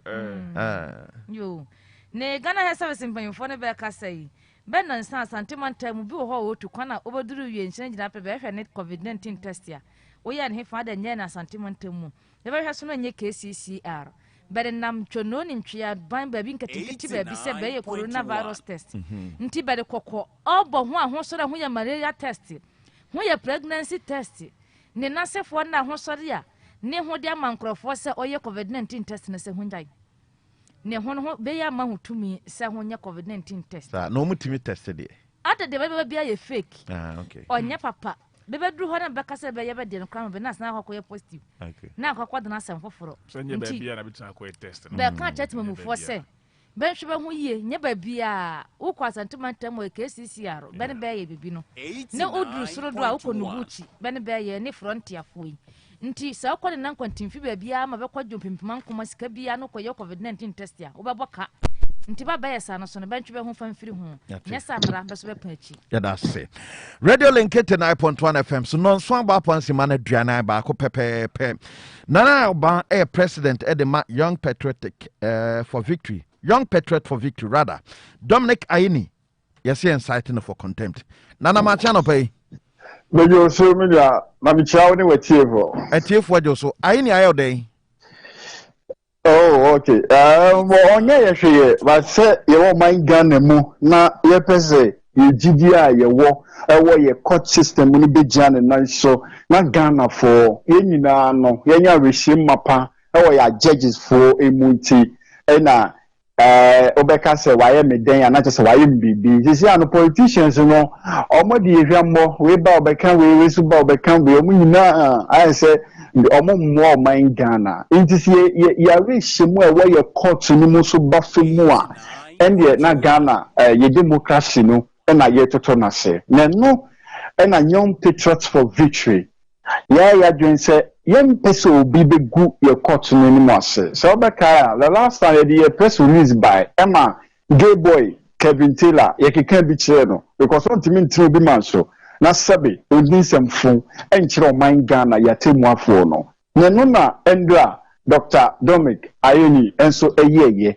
oyeye ne say court di ni ruling na ba or the ba ya they are all can say court no asem no ayese yendi wie ye kwa no omabu aten no kura deda na wo de case court na wo mfa ngina mmra so na nya ebrofo na wo koye se okokeka akomema wa beti so na wo ayese the judge bia ka bia no nimisen no na se judge no so de mmra na eyi adwuma na ode mmra na to ho no wo se wasem na ode ka ode baaye no enyina so eninti no yembongu a chese umema ho so na wo keka brofo akasi eninti no eye mmra enti emundi wechi ama baby enyasa na de aye ne se petitioners we no de mehu ne se koma wo mo a omoba no mu begina ho a omo nsem ne ye dedede omo pagya court no na sanko ama wo mu de a omoba na court no eno omo pese mu gu court no mu ase but omo nkai no mo ntia se court no omo gidi enti no omo de court no wo se yenko bisa abrewa afi wo kwa abrewa ho na abrewa ka kire wo se masa wasema ode bae nyina so nimu a afi abrewa na waso ne kon na apese wukunu na wukuna next time yen ya yeba no enfa ne yenfa yasemu enko openi na ede na waka asema okan no entwa ye na obu abrewa ko mu 89.1 openi press release ni mo no min se omuye endra bra court no ma ruling no oba begina ho eka se de court no kan ye no kwasemu ni enfamra kwan so ne bofo WUSU enfamra kwan so no mobu emra ekomu asimra etiase na se obi a ye lawyer former deputy attorney general de ma man Ghana while so ye lawyer ni mapa na se judge bi ma ni ruling yes obetina aka se woni judge ne nya adwene but untimi nka se judge no ati imranity ase wo boom ran ko mu na se wo kan sa enu po wa man siwa asan to aso se dia ruling na e bae no krampo dia e be kire se asem na da ho no krampo no omodi kan bua deda atia wo mo so se we lawyer deputy attorney general former na se asem we fi wenu enfisi akora ho enfi communicators omo no omo so omo keka de omo pe eho na fi wo lawyer ho dia na se wo kan sa we chi bifuo no omo follow we no omo so sa endo bi frame me press release so one of the platforms so platform no so but what you mean Tiopa yeah our platform no so of frame I don't know ofi voter region odi di matam bro for into the ekoso court manage ho into the judges no ye no papa omo Ghana omo Bragana and easy every day doctor e kan yintia na obi a wo ye lawyer na wo kasa asem we a enye dan 2012 2013 na numbers asem no megitumo menemo nyadwene ba megitumo wan kahwe antoato aso say yo.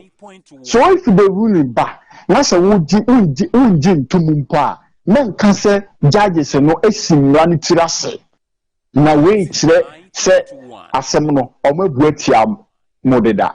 Okay. Now yanche ne contempt ya moken de matroi ena eche no ana moaye motu feda step bia enobema justices na adwena baso. Yes, yes, open so can was some change me na wo kan che odi group from musam chofre di kan di amamu o chira na court no betena se endra any dey release we ba afin no no pay ye be ye meeting na ya hwe se if ye be send audio and a video with our letter near the akwa registrar no and I said to court no anymore. So mon friend Dr. Dominic Ayeni say friend no mon question no mon own retract their wakano because some of the members they follow. Okay. Ebia adiano so ye kasa language and tiase mostly nipa oka ena ye kuranti ase pa ebia monte de na oka na sentina mo pese citing for contempt. Good. Enti dia oka ye no eno na yen yafa eno na chitafo ebi se chitafo afa eno na Ghana fo bi ega wo mutiri mu enti sa dia ye tin contempt ne ye frɛ na obechirachira ase ye Benya na pay that say why so that say papa Nana ya ba president the ma Young Patriot for Victory. The Omo can say Dr. Dominic Ayeni, or can lawyer for no ho, our Mujina Supreme Court tema NDC Amanu Kunura, John Dramani Mahama, or didn't petition a coin, you know. Nancy Biawaka, and Ozu said there be we as a contempt etimifano, but ye bet you crancer. Which we deem was a wrong question and answered that question. It said, why does the chairperson need to account to the people of Ghana when not a party to the suit? Now, you recall that council made it very clear that one of the reasons why we are in court is because of the unconstitutional conduct of Mrs. Jane Aduke Mensah as the returning officer under the Constitution. And it is not true that there is only one issue that needs to be determined in this matter.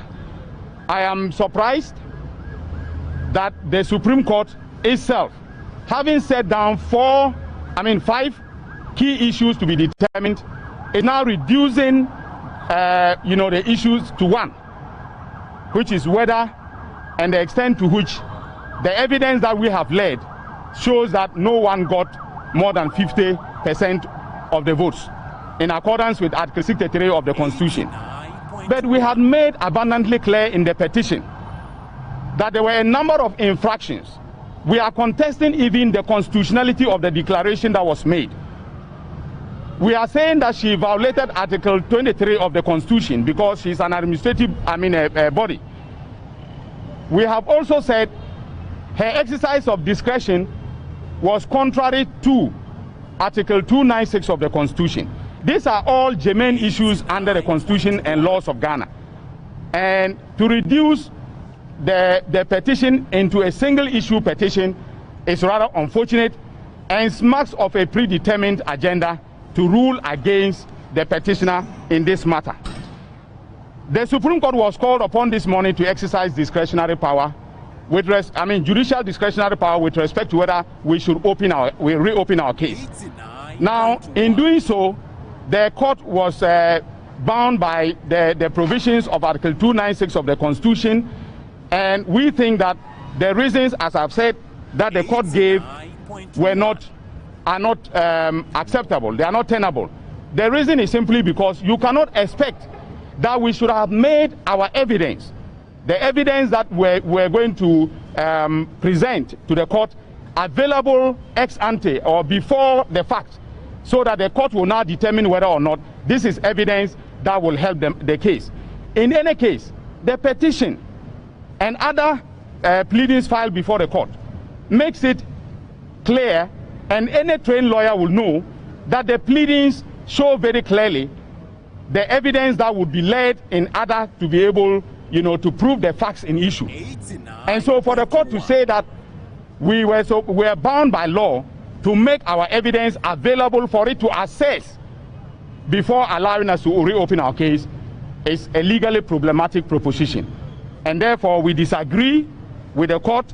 We think that the court, by this decision, has not done the people of this country a great service, in the sense that Ghanaians are interested in knowing the truth. Our constitution is very clear that justice emanates from the people and must be exercised in the name of and for the welfare of the people. The justices today have not given us a reason to believe that they want the people of this country to know the truth about what happened, that they want the people of this country to be able to say why figures kept changing on the from the 9th of December till date. If you go to the website of the Electoral Commission, the figures have changed 5 times. Are we not worried as a nation that the returning officer appointed under the Constitution cannot even explain to us what happened? She made a declaration based upon a figure that she herself changed without recourse to the law. Is this something that we want public officers to be, engaging in? And secondly, she's a public officer. And as a public officer, she's accountable to the public. She's paid with taxpayers' money. Why is it that she cannot be called to testify? Why is she being treated as if she's a private person? Why is she being treated as, why does the court treat this important constitutional matter under Article 64 of the Constitution, something that could have been brought by an ordinary citizen of this country, as if it is a mere private matter, as if we are involved, as I said a few days ago, with a debt collection matter? This is not a debt collection matter. This is not a commercial litigation that we are engaging. And so we are highly disappointed with the decision of the court. Maybe the issues that we have raised today will feature in the review application that we have brought before the court. The motion for stay. And we are also filing a motion for stay of proceedings pending the hearing of our review application. So thank you very much. If you have any questions. 89.1. 89.1. At the risk of social media abuse, I have to ask, how much further, how much longer is your side going to go? For a number of applications now dismissed, the substance of the case itself, we haven't had a pronouncement on that yet, and so we cannot seek to say what would come out of it. But at these very press conferences, sometimes the comments that we get from your side suggest that you don't even believe in the ability of the court to determine or give an impartial judgment. I would reference a comment you just made that suggested that the ruling we had today was predetermined. How much further are you going to go? Well, thank you very much. We are determined to go as far as the law allows us to go. And that is because we want the people of this country, the discerning citizens of this country, to see everything play out in the court, and that is the highest court of the land, and for us to be able to let everyone see that our resolve to pursue the truth is unrelenting. So we'll go to all the lengths allowed by law. As we have said, the Supreme Court has a review jurisdiction, and we are invoking that jurisdiction to take a second look at its own decision. And the review application will be filed with very solid legal arguments that we think should convince the court. If the court is not convinced, whatever options are left, we will pursue them. But we are doing this for the people of this country. His Excellency John Dramani Mahama brought this petition for the defense of the Constitution. He has a community of interest with the Constitution. And I want to make one thing abundantly clear. Sixtus, if you were the plaintiff in this matter, if you had sat in the comfort of your room and tallied all the figures, and if you were convinced that this matter, the declaration was in error, the Constitution allows you to bring an action. And your community of interest is with the Constitution, to defend the Constitution of this country. The judges have sworn an oath to defend the Constitution of this country. And so every constitutional issue that we think is germane and legitimate towards the resolution of this matter, we will raise until final judgment is given.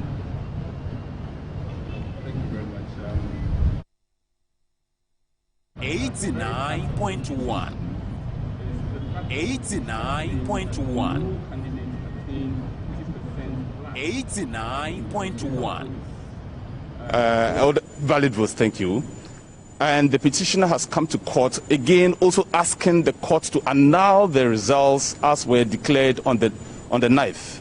Okay, yes, on the declaration. On the declaration, yes. Okay. Now, my question is, so far, has the petitioner been able to prove that none of the candidates actually got more than 50%? If no, is it going to be through the cross-examination of the first respondent that will reveal that none of them had more than 50%?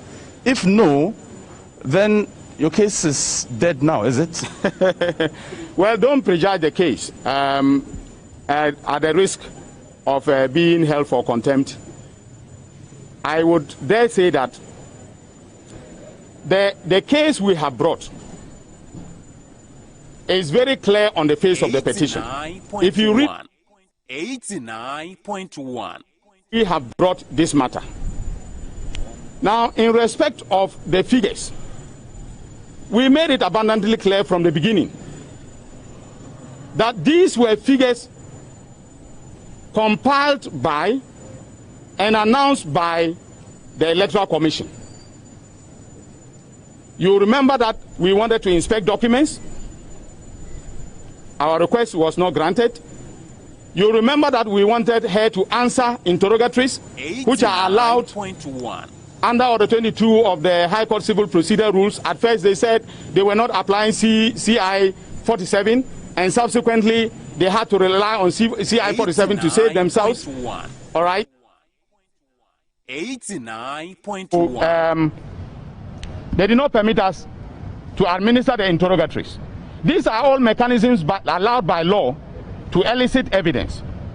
And I don't see why the petitioner in this case, or anybody filing a petition as a citizen of Ghana in this case, cannot obtain information from the person who conducted the election for purposes of proving that the declaration she made was unconstitutional because none of the candidates obtained more than 50% of the votes. And let me say this, you see, there is a tendency, and I think that 89.1 all gotten it wrong. Okay? I gave the example of Sixtus, you know, as an ordinary citizen mounting this challenge. Could the court have asked Sixtus to go to all the 275 constituencies and bring pink sheets? But read Article 64, Clause 1 of the Constitution. It says any citizen of Ghana may bring an action. So you can rely on the evidence compiled by and announced by the chairperson. In fact, in any jurisdiction,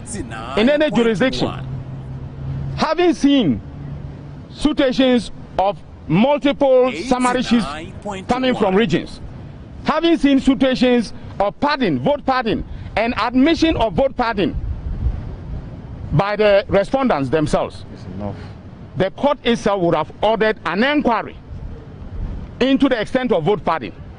And that would have not been based on our figures, it would have been based on the figures compiled by the Electoral Commission.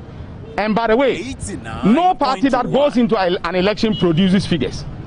The official figures are produced and announced by the Electoral Commission of the Republic of Ghana. Why is the commission not throwing that evidence? 89.1. 89.1. And why is it that you as journalists are not asking that question of the Electoral Commission?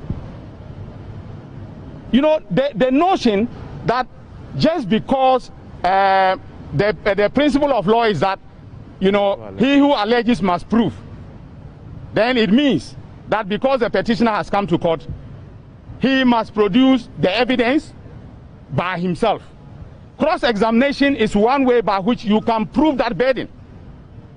Why are they running away from cross-examination? Why are they running away from bringing evidence? And by the way, we filed a notice to admit facts. Okay? The law is that after 14 days, if you don't answer, 89.1. facts are deemed in law to have been admitted. 89.1. All right? So, in fairness to the petitioner, the facts enumerated, you know, for admission are deemed admitted. And let me say this. You see, they have decided they are not giving testimony. What is the legal consequence of that? It means that our petition and the evidence laid in proof of the petition stand unrebutted. That is the position of the law. And let anyone come and challenge me that that is not the position of the law. The court should have actually gone ahead to strike out their figures, their witness statements and their pleadings. Why is the court not doing that? That is a legitimate question that the petitioner is entitled to ask. 89.1. The court should have actually gone ahead to strike. Yamfa umunsia. Dentia me boa hai, baby and central for busa simbisano. Dr. Dominic Kaini. Me atia sense central for no yenye fair to petitioner no. Yeah. Radon Dramani Mahama. Fair na yenye ne say. Ye no. Adena ubia busa say. Na mana omunya ne we ene mase na omunya adentia na ye musa electoral commission no papa na central for yes our question be musa electoral commission say dey ye hu de ye to abawie electoral commission abobo aba no say aboba aba ni nie ti question be biem ena ye ko busa electoral commission wona ase nye sa na ye busa wo say yes eno so entokwa o ti was agan was the party be no prove the figures. Yes, is the private figures. Now, put them out for cost from Eddie. Ne de wa challenge ne de wa heno. What the police station? What the agent call? Assessing. Hey, so the running them so to be at the open house. So I carry na call baby. Papa, I am going. Because what the amount for cost from room figures in the bar not on my sign before on my day about used to know Eddie about and say be a Ashanti region votes a buy any. Then Tana Mumadi can as I was from room on more. I'm will be in your copy. And then there's something I can say, party, provide figures. Then I didn't know the amount for call. No one provided. Why did you have a 20 day? He be in his year. It's maybe our challenge. We say, be a hard year, maybe a region them more challenge. And then they are messing. But no can use in your whole class of the Bible. After that, you know, what's the number who they are what's that carry fair and say, in your party, provide figures. Okay, nipa no provide figures and say or the aba. O say yes sir. And this is law for no Ukraine. Among cano crane party supporters. But party supporters na lens wo mahu. Almost na dey paja because baby ekodi eje. Once na dey emwa. Hwe ade bi wa lie. O ye na e tija no wajai. Say lie no wan say o e dey janka me bola dia tu na. Na me kan na unti. Dey na just say. Una o enyesa. Enyesa wo dey no we. Wo dey no we. Wo dey dey say tu de ba. Na electoral commission so de ne dey aba say okay. Wo default na aba me so me ma me dey e kire say abana meka ye no anase ne yetu ye no se ne ekọ ye n'enie no enie enti wo de ba afi ansa ne wo de asemato ne so no ono so de ne de aba be kire se ne wo so ka ne nya sa me so me die ni okay na ono de wo fa wo de ne mai easy lawyer no asmati chikata yeah also almost accepted that fact yeah say o atmas why o atmas hey master him say my jam mechanical I say what so why so what the figures ko ya lawyer no be da no akasa do wo fa hwen ko e na me ka say 5% ka James and ko no be nyade kem na ko no be figures be ko ba challenge on no because lawyer for na akosia o a lawyer for mo ni mo mra so mo ni na o makosia o da mu ho what you say uni hwe Dr. Kodafre Jana cancer asem we pen papa say electoral commission no James and intimacy sahwe da but ni basis ni yeah difference. If you look at the structure, you will look electoral commission to make very little difference. If you look at the structure, you will see that as the chair of the commission, you will be the last person to see the results. Yes, everybody has seen the results as it's going up and up and up and up and up before it comes to you. You must be a big fool to change the results. You must be, and you cannot do it. So, please, yes, let us rethink. What's on to me? Oh yeah. So you're a big fool. Yeah. Young Kwasi Bola no eba enya sa. Ye musa Dr. Rox na je say e hon komot say doc ma cha no pay. Yeah nia. No apom. Na me adom. He pa. Me ka those days Ebola ba e di hon komot pa. Ne anim se ko. Na kokobo ne sa ba biem. So, hello. Yeah. There na man ye hu doc. Medasi. Maybe kai much our tea for me. Upon the end of my phone na send our kai no Ebola no aba ako asamba. In fact, a ban kesi mu pa be 4 or 5 years ago no. Anya na do me timi koye no. Asamba ataka ama mind bi enya bi. Ema na me do ntimi an spread send akane no eyeye no. Na yade bia hello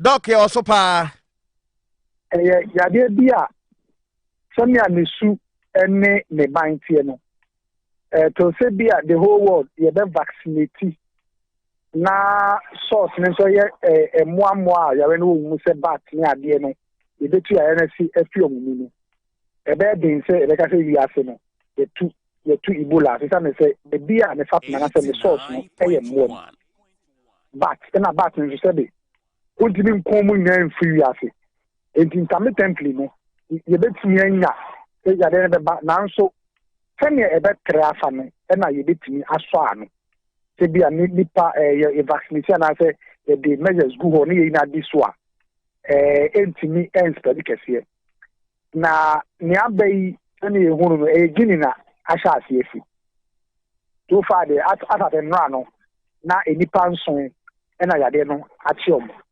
na asiefi e ba ko net ni bi na owo eye gini ho enti na yi ase amanfo ko wo mko yi ni bae no enipa nsia ni nuye a enan so no yade no achiom eni se na ehhehye no e to kan ne ho a Shasefi just Congo, DRC. And a country other Trafa, West Africa, Costa Rica, Nigeria, Ghana, Nyamiandum, we were spared. In Sanya, Bakona Shahana, we was at the sea, I'm fine, say, Munquemuntem. Minumi, I am saying we are. A bit to me, a Guinea dear, now so and then the petty to Quanco Bia. It's the beer fino. Guinea one so and what. Ghana 89.1. Okay. Na sesi idea na okay Guinea na o enema ekoko faba no ya ba ku se ba ye no krini na twobafo ne yakon pa sense ntrofo momoku adwuma ene ade mo se nkrofo nwe akrante ne hwahwan ene ekokra ye nya dwane ade sesi ade igini na wo ye nkrante ne ade ye bejare ana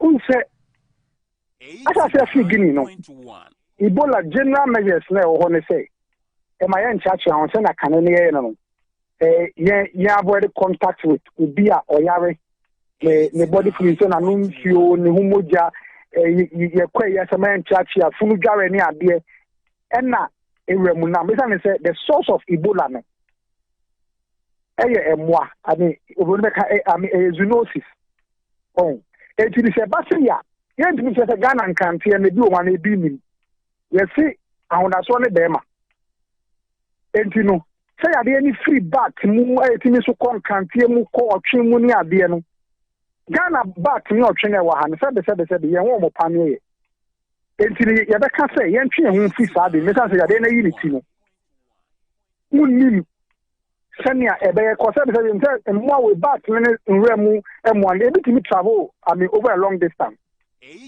enti so ka se e ogini eni hanti Ghana nkante sefa ne o de wapomudin otutu nase enti sabre wo akokobọ na ba a yenya ntie ne de ye hwe ehuyi se na apomudin fo eche no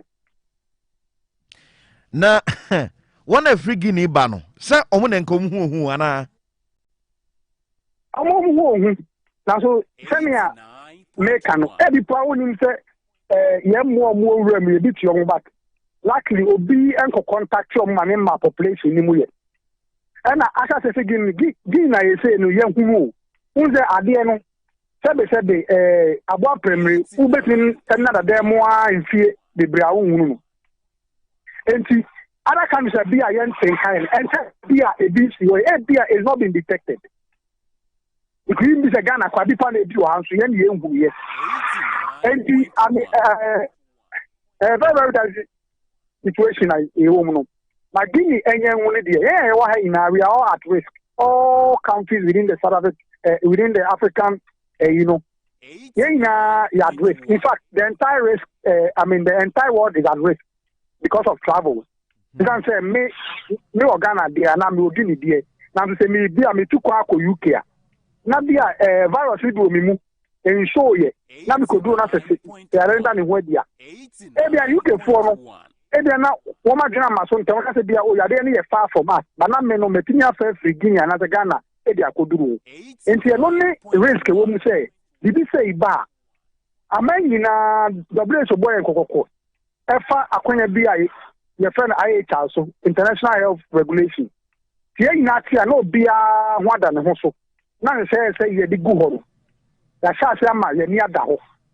Enti Ghana say the president we be say ye be bo amafo ko so bia ehun. It say amafo ko Burkina ba en ne kan ka bia Burkina ko a u beta ko shagini ni bi o u wi na so ba Ghana. Na da bre wa ha. Nti no ne kokobọ e wo say ye nhwe ye hu yi.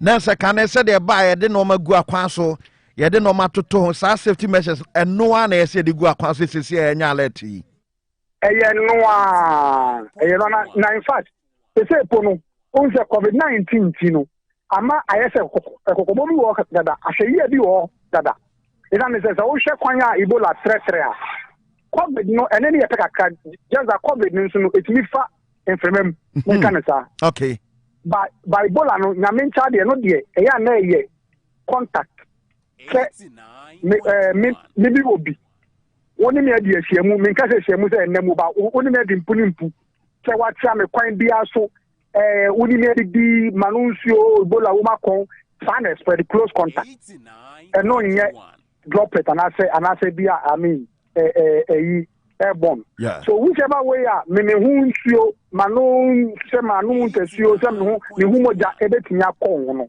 Once you very close to me ebetimi akọ no e na obenya. Ba eyi de COVID ni nse even research that say kwase mi na mo famem bia wo hospital bi nkofo mo yade wo ho a.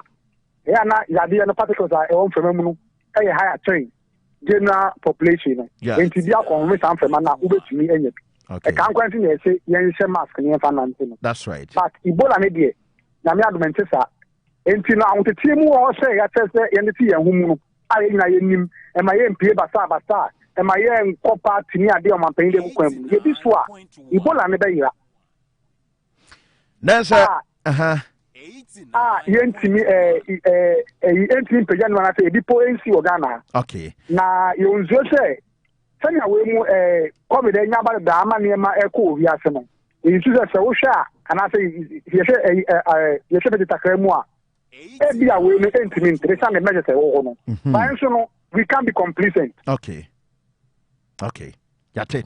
Doc, medicine before abekwe na say when a close contact okay can nipa no ne nya contact dia say just a kissing suspension be mo aware for no just a suspended kissing ni ade nyina oh I don't hear a sensebe park so yeah there measures no quite for training aka that's right enti wonso no yes me den kwani owu asi wanim oni papa de na ape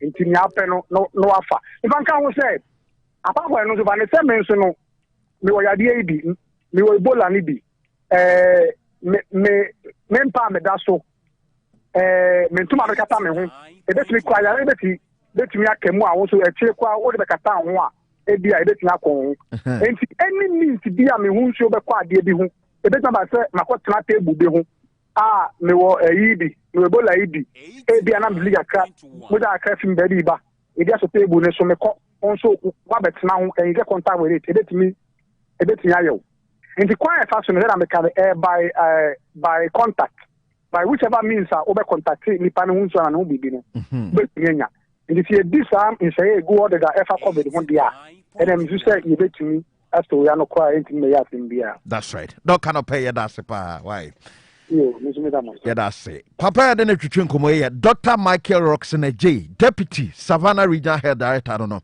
na eba sa da bonds ne yade ba ye mo ho dero ni ade na o ka ho pa the national level regional and upon ya na twetwe nkomo kakra enti mesrew papa I think say now do birthday yeah say no ye say timi suspend the kissing ntimo a mo sorry a ma hwe nkrofo ma no saa no mo suspend o man crying home mo man crying home ma hwe ma no saa masa Ebola bo hwe no anko kisi obi a Hwane di ma ko also to be a case ano pa mi say me chief baby out to free money me oje jano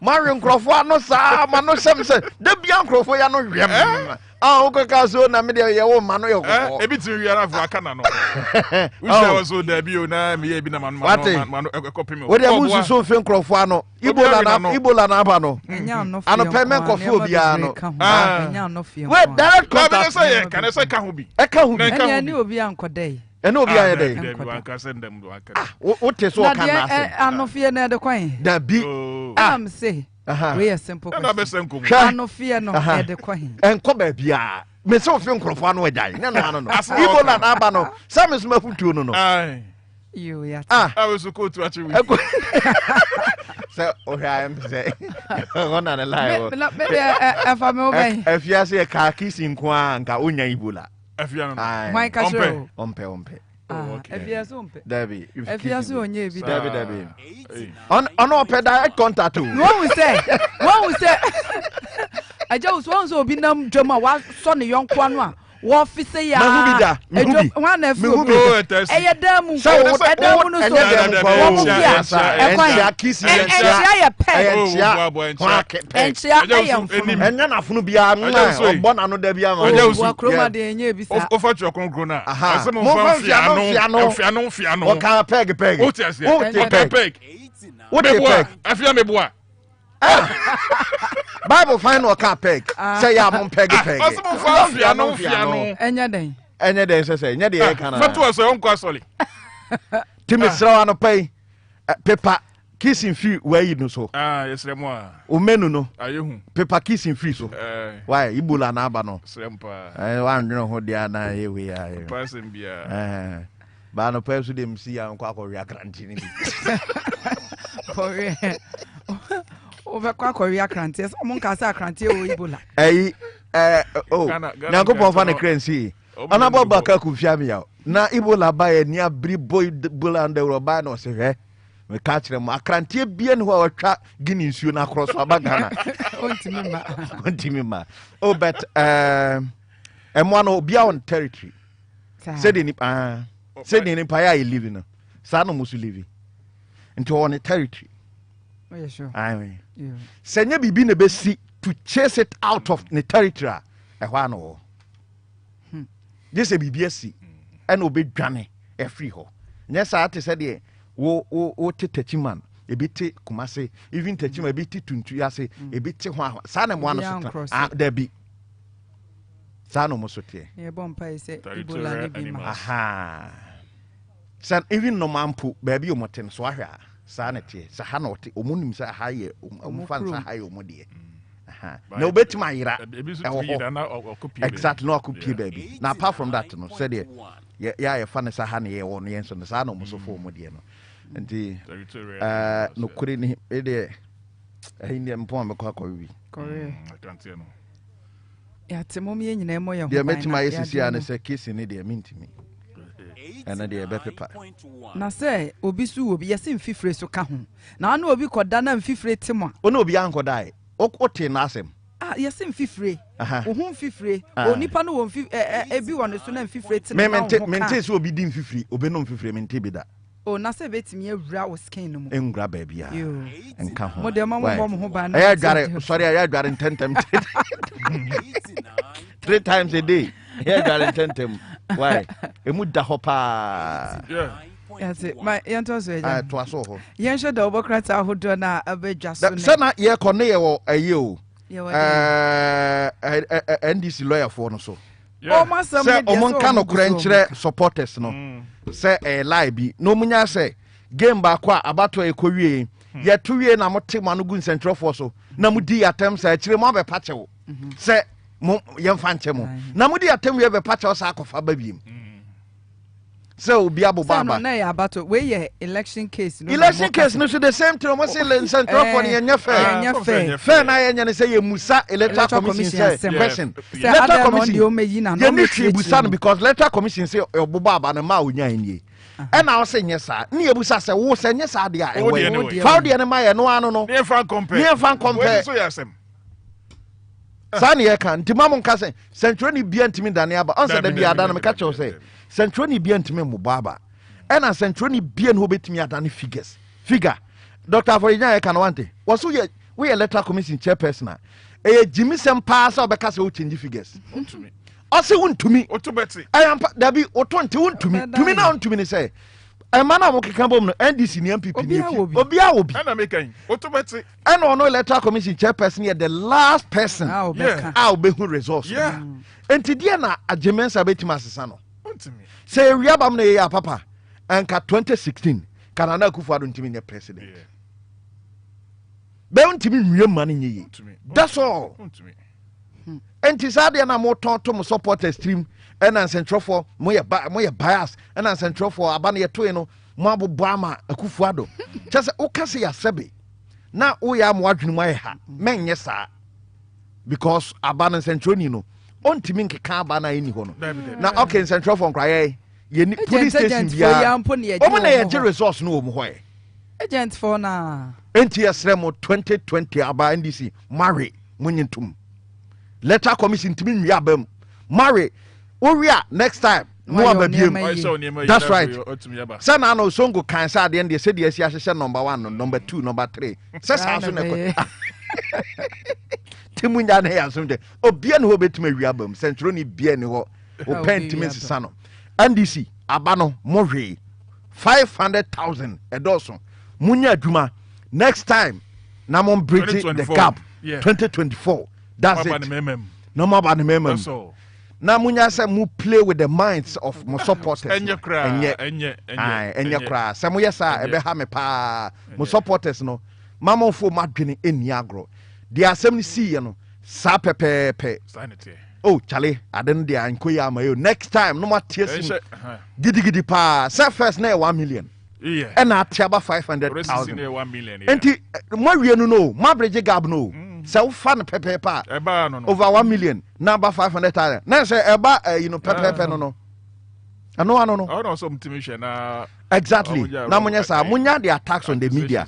Supreme Court justices now more attack can deal matem and yet. I'm wanted to system 2030. Yeah, Motina assembly D assem no say John Mahama bet me at twaso kama correct.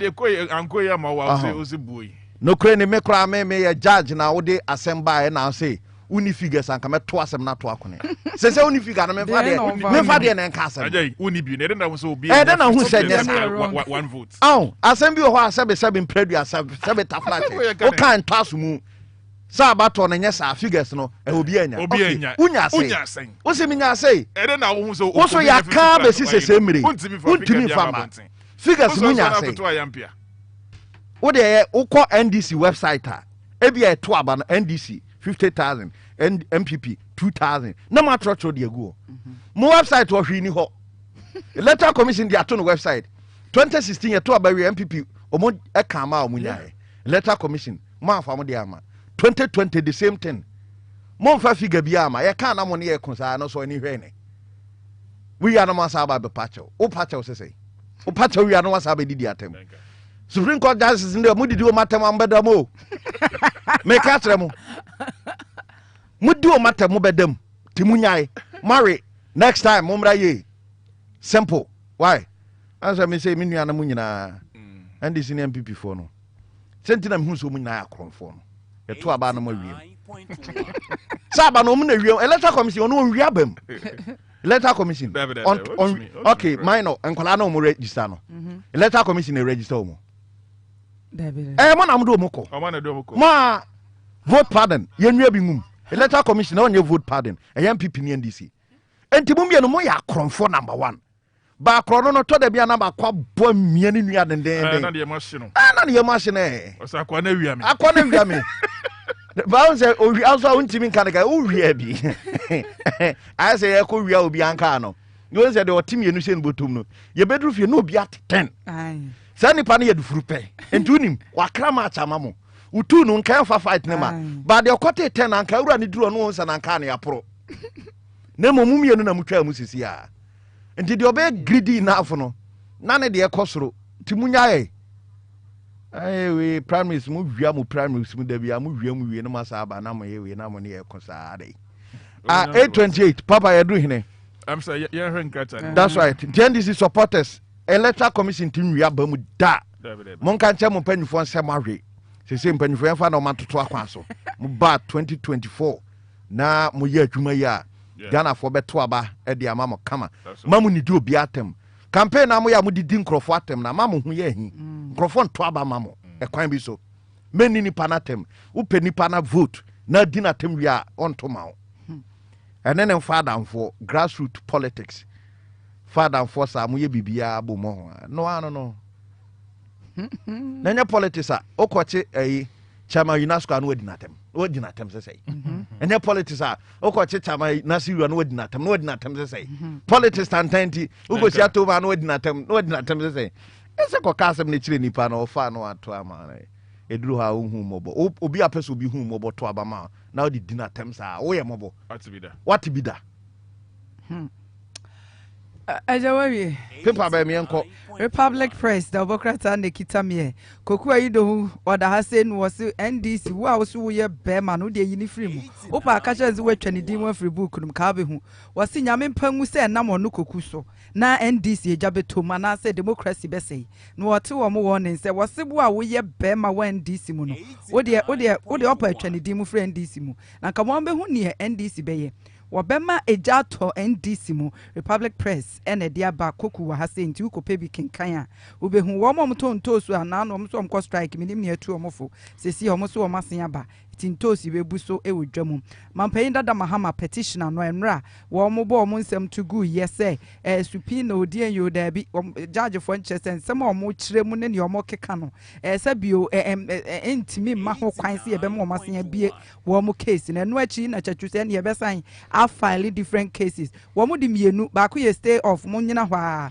mamo nto asem ne so ba ko so review se o mbesen akwa kwhwem se ne enti a wo mo so mo mie o mo case mu no Supreme Court mo nsan review mo nsan hwem bia asamre no na mo anhwe eniema ye na ne toso no enso eye stay off na chese mo nto asem ne ni so wo mo ntwen so ansa Supreme Court ebe hye ma ana se obe hye mo man kosi mu so kwaku azan na e ka trend this for petitioner title say papa wo no lawyer for ne mde be ko bia na abo ato ne be ko bia na mo so mu nyai da bia mo de foforo ko se wo mbe tie mu anka ne di kan ke tie mu e na mpanfo kan ne se ye be susu a kan ye di kan ahua ma no ke ma ne ye ma obiem ti ne ma half no ti kopa ba bi tina wai eno so as a Republic Press ene de aba ena omanfo mu Ghana so mu so mu ntija ya ehu abehye mu ade asi coronavirus adroba enam say Ghana fo adro be bo mu ho ban no musuro sesen Republic Press ne de aba ntimistro ko na kope bi kenkan nanama eja kantinka so on the kiss no ntimi nyai why yentimi nyai kantinka ka kire o mu yentimi nyai masa I said the doctor can dey wum ba kiss ni dey onyai agwa be the was what cancel mate wo pass emfa wo be twa kiss nyai Ebola no problem na so wo be wi akrante nyai Ebola no obi so be ye obi si odontimi wu anya hwe nti kissing ti wu anya hwe something must kill a man and that is kissing kantika no power ade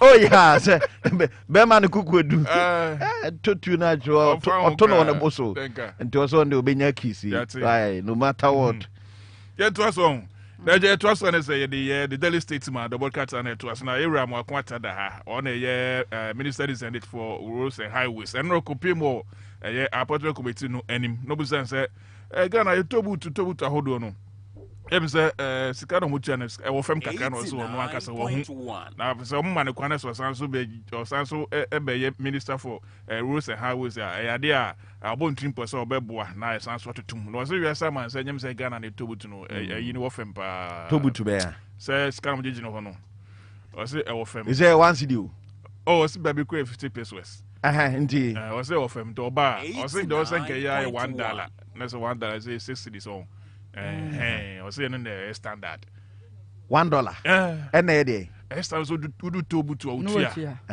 o do ke kona do so utia $1 indeed it is about make sure so no one can see this ye near bruchery so on the compare say and on the standard maybe e be kubia tobu to be 5 cedis ana 5 or 6 cedis and massa akura and they also bought the beba and to me see any onyam onyam bought the beba and so 5 cedis udru one way jina no pia ka o de ba enya driver for na de amu passenger for na de abre so say what papa o meti free mo na da we no no oboka eno anso ache de ama passengers na matua enya no ano no to and was so about the beba was Ghana to in ofempa na so on the rules and also horada oh no that but e boss answer point ni bi no ko ye and no musa say ofem nti unto ate ase ko confirm ni dia I ko fa $1 e dia be page yes you done as omra and it standard the whole world ko ba bia $1 but Ghana they no ofem too much okay obi bi crutch 50 set to no muntwa bi o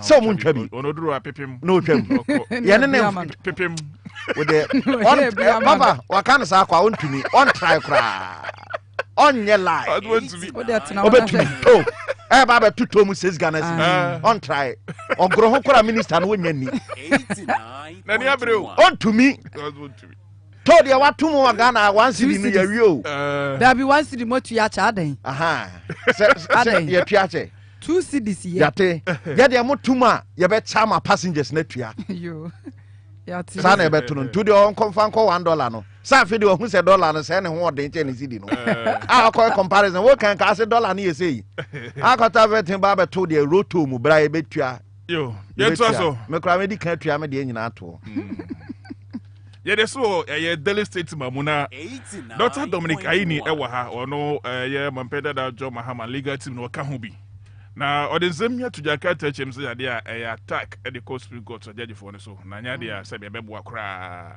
de twa to Delhi State and Owura Keno Forata ka kyɛm sɛ na ɔsɛ nkotimi kɔhyia appointment committee no na anasan sɛ ɛyɛ ne ho dodo na wɔn di Ghana hanti no mpanyinfoɔ ɛtwe date no ɛkɔ anim sɛ ne bɛyɛ a ne ho tɔ na ɔba ɔmɛtumi atena so na ɔmo so atoto no ano nti anɔpɛ Delhi State man ne nsɛm ɔde bɛyɛ no new publisher da ɔbɔkrata ne kita mie na sukuu bi a ne din ne yɛ Spiritan Senior High Technical ɛno wɔ Adankwame ɛwɔ Atwoma Nwabiagya North ɛwɔ Asante Mantam mu ɛne ɛsi na ano kwasi adakrɔmfo akɔto ahyɛ sukuufoɔ yi so agye ɔmo phone so ɔmo sika wɔn bibi ɔmo wie yɛ mɛ ɛwɔ mu so ɔmo ne ɔmo adaka ho ɛwɔ Kumase Adankwame Spiritan Senior High Technical agrɔmfo ɔmo school phone kɔla ɔmo remano we papa krɔmfo bɛɛ no by bɛkyɛ oh yeah, because we had as a CCTV camera to capture a bit. When you move, now my pictures need to be. Girls school. Technical member name. 89.1. I don't call Robo man. How Robo play? We are not Alpha Omo. Anajo. Ayo mo pasa enye nice. Security in school. I don't know. Anyway, over here no I'm Roberts in the bio school mu have you. Oh, there be. Every time I say there be. Na ya kromfo ise baby ombora. Baby ombora. Call girls dormitory. No I call real man no I.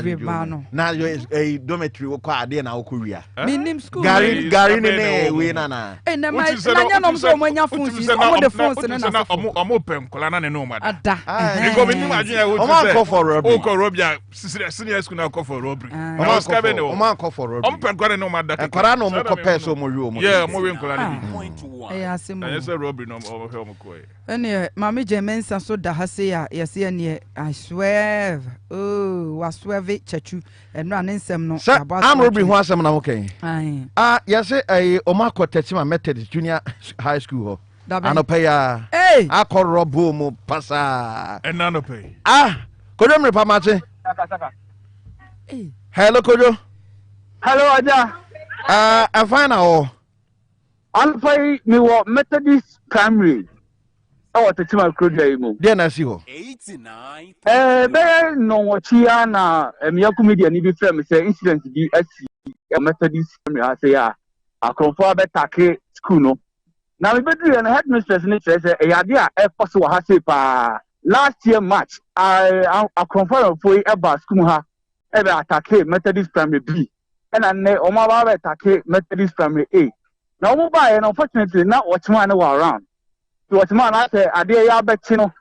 The headmistress nature bears a 4:15 and a security friend. They went me on fat, and to bear 5 something or attend to the call. And to attend the corner, and all catch and say, I come for about Skumuha. Now, or yes, or by the pono, or right inside the one I from for by, not to say, or move book a dime. It will appear by and over that, or piano with that, one mono, I don't want to be that, one mono, oh, my. And I call attacking or a dana no same way as son or ever coffee. I say, my brute script now, no one that pipe and anything. Script no, I said, some way gang and I won't mean you and so I started Janay at moi. Into 100 Jana Cock one home.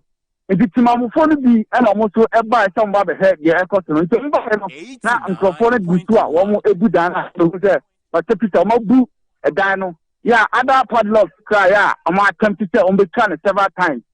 Enti akonfo ba he bi mu nya kwa gane ye na ka ba ko a ono de fokian to atani tenye yi a omo eburu no atete e eburu e no mo bu no ate omo tra ne mfini na ni hu moja aprapram na a police for aba abefa no edi no akọ hospital na enya dia a wa firi mu tede na enkofo eriga ka na adia ne tonfo bi e wa ha ya me hete oh Kodo time be 14 ade ni si ye. Ana paya humatia be no numba no sia na ta incident esi ye. Anti omokoe no what's man no like dey no mokofa. 89. Aja me se kasu wo ka si ni he o enkonya na sisi ya omu ebu ani e na what's man bi say nwa mo no anu ana mo ko attack no say o so hwan no omu ye nipa 3. na say satan me de na enkola ne ma ne aka say bi o mo kwa akọje nkola ne sika na we what I say eti oye na na say o mo attack na o ma bro no a o bro what man no classroom o mu ja no ma bi o ha na o mo kra ne ma bi o aja mo chamfo ni nya bia ade papa bi o ho e dex ya na titi water 89.1 enkola ne nkonwa na mu tata so no nko a what I say tete afọ bi tra e ade a ekoso wo ba JSSB a wo mo ahoma light ahoma e wo omo ja ho ya tuda no wo ma na ache e de ko enti e ade a ekoso ha sei B na JSS ha sei e ade a ekoso e wo ha pa na ne de omba ya omuti anye yi a tete script no agina animu a JSS script no mama afia no o kira headmistress ni kira tete ne mo maso na bodge na afi ni ntine ma point na enti tuma mo fo so ba na se on be bo na ba ko de na ni kanye yo that say inside o ma bro no a support for the fan ko enti ye be dey train ya ko police station na ya tia police for no ka na ya trade ye o mo so na ya dia tia for ni maja 89.1 tia akronfo no mo mpupo bia de munyan akronfo no mo jane mbata mami bako a obeto ebe na body no ya bro no akronfo bako ya bro no wa ha no o se obetre na e ba cha uba ye na ati wa ha se e ba cha e na ya bro mind da ha se ama mo ja ye na nim nyina ama ya cha na body ase ana na ni so mo ja ye na nim nyina na oda ho no mo ntimi so so na wa tu ase enu na me hu ye 89.2 aja na said that no omo eton aduane o ha amba to body no to no na omo estomach no okay aja e be di etre na omo kra ko hu nom ni se bia nipa na wu yeah no mu ni se wa wu but for administrative support for no ba na ohun ye okay na tete oba fa no a wo modi no ekro na eno ama ene school maso ana school ejira mu den ya obia nkra ni nyina o class ni ba na nkra no kra na start omu na ti nipa no the way na ti bet ebra so mu sia de nti omu nyina e wo classroom a omu esia de bia ede na kombo ko wa se na omu wie no mu fa bibia na oh vashi eja na say the teacher for ba ko kan say e wire na ye dia wo ya dan no eno na o sha wo mu etwetwe ta wire no e na nka mu because classroom wo de eja ya desk and collide desk ka bubububu basa ya de ma bia ni ho a obetimi afa ma teacher mfoni a e de ba obo hu classroom wo nya ade bia ho enti say o mu pe bibia na ye wire na e dia wo ya dan no e na wo mu etwetwe kodo da se fo ni di akire why Mena sega. Yate.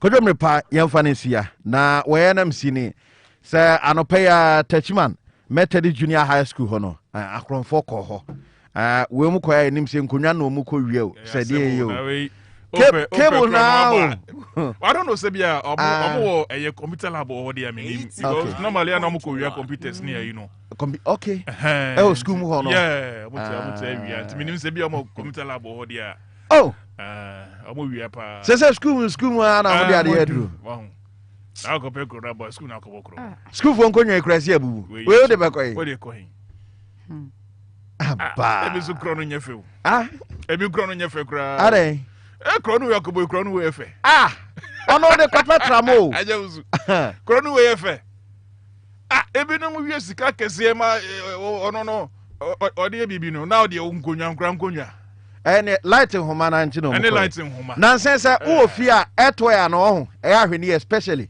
companies akese no ano no yeso mu ode mu de eto ya ai ti woni beba ho so bia ofie na on fidi asai on se ensuo ni boma oni beba ho so bia na on fidi ni bia asai on ti asai eto ya no e ya no wa monitor why omutimi ko twade ko chese nkrofo no bibia o mu fama ne yeye bibia o ade on say we cry you know mo befa obefa dia ko ba school so kro no bo pa de say we na say o ya grofo ya mo kwa dan kwa mekoye ade ya na ahwe o maduru he yo ana so move ko kwasi adanti no mo we no mato aso aba ha say aba asemo school mu kro no bo school mu kro no bo we ya chiwa na ma me no papa te say o ba ko wi ade a ko bo kro no school Any a chino. We didn't cabin bills to bed, no. Eja. Tramo for na say omone count ma 2 cities cry. Aha, and we are quay Sata Okonan in the hot. Funny man. But security man or woman or money in Kono, why? Namo support on that. I've been telling friend be welcome senior high senior high on. Yeah, senior high school yeah SHS. What are they? But Papa me and trust from friend link AGOO AMSU 8:45 is the time. Na say Papa diakamu sa MMDCs no. Yeah. So my appointment na say bo. Oh yeah. Na amanfo de atwapia ebia na ono ankasa watibi. Oh ha so masa appointment in the asumesi. But we dey nanke nim say Akufo ado appointment. Yeah. Ado na ne dia. Eno obetri ni pa. Obeyima. Man kona ene Hannibal Martin Jimesa ko santwetwe nkomo kakra. Anab ma channel pay. Anab, good morning. What did they say that?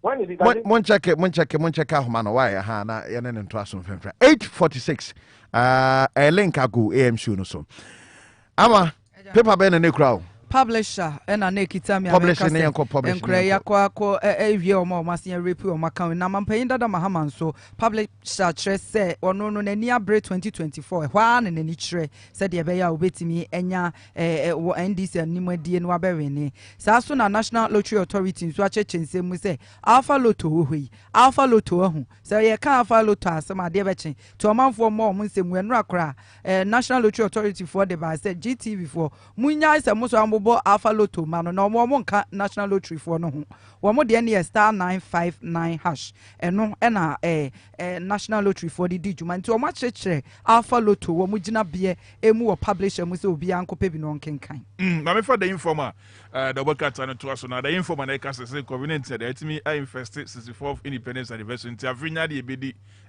independence anniversary no there's a parade name so Papa man kona bia na ahoma na de mo this time round another Martin James Akosa MP for Techman South another match no pay no pum ame ho ye na so e do body asin kakra kra nyame hwe pa that's right na appointment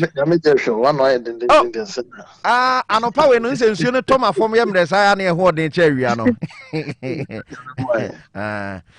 na appointment of MMDCs yenim se mampanyi ne be but menim se monitor for my ya emfrau de yes we na wo appointment no ajawsu am se me da se ne sa konya we suban bi a enya de foforo in fact bribia prepare ba we are wine say before say odudin bata ho na eyi nkwade a odudin be bata ho except that nka kasa ho some crap but yatra until say kasa and I'm issuing this caution why would me din ebe kwa konante say me support to when no yemeni pa ana woni me do eba in fact say me wo to me and I make my yes campaign ni bia mekọ akoye tia wunya wo de memedi mekọ akoka se oye me nipa no memeye campaign tia wo se Akufo ado ho ne bekọ akosra mekọ akoka bi tia wo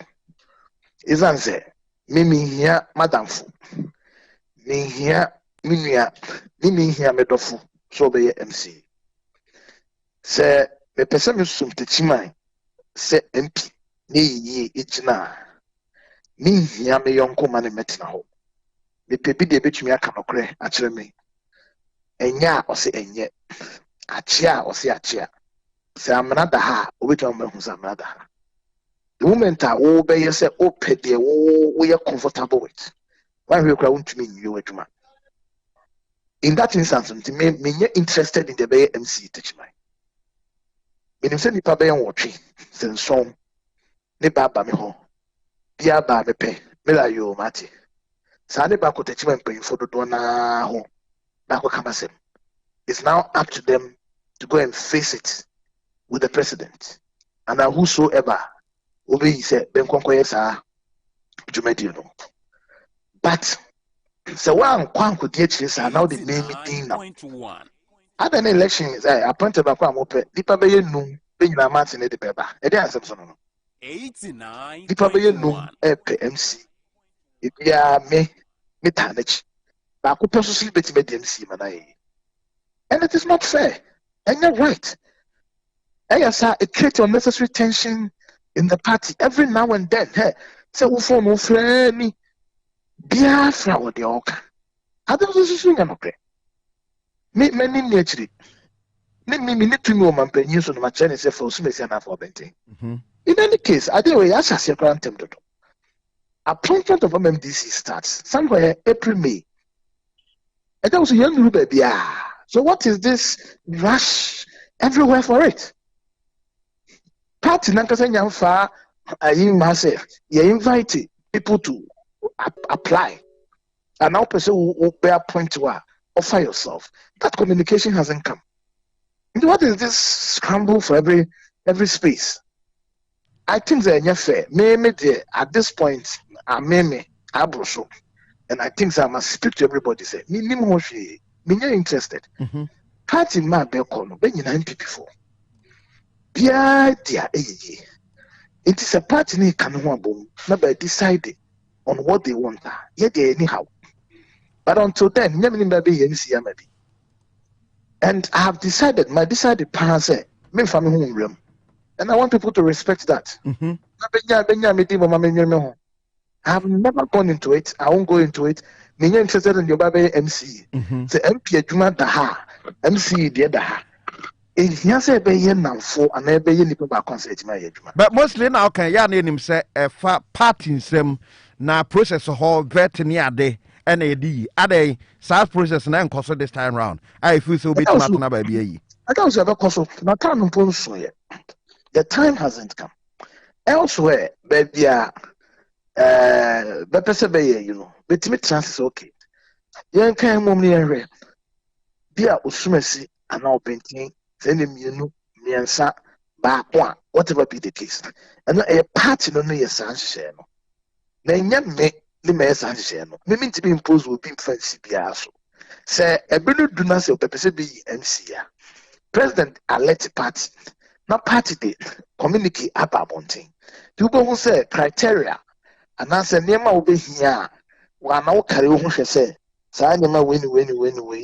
Emma made him say fata se besmedi MC ya. Now don't want to then they went to Sana Mono. Sana many in my bonting. President Asha said, Baba to no bent now. It's a dine. Yasha said ahead of everybody. I feel what you are and I would in the moon. Okay. I dare to say. But number two.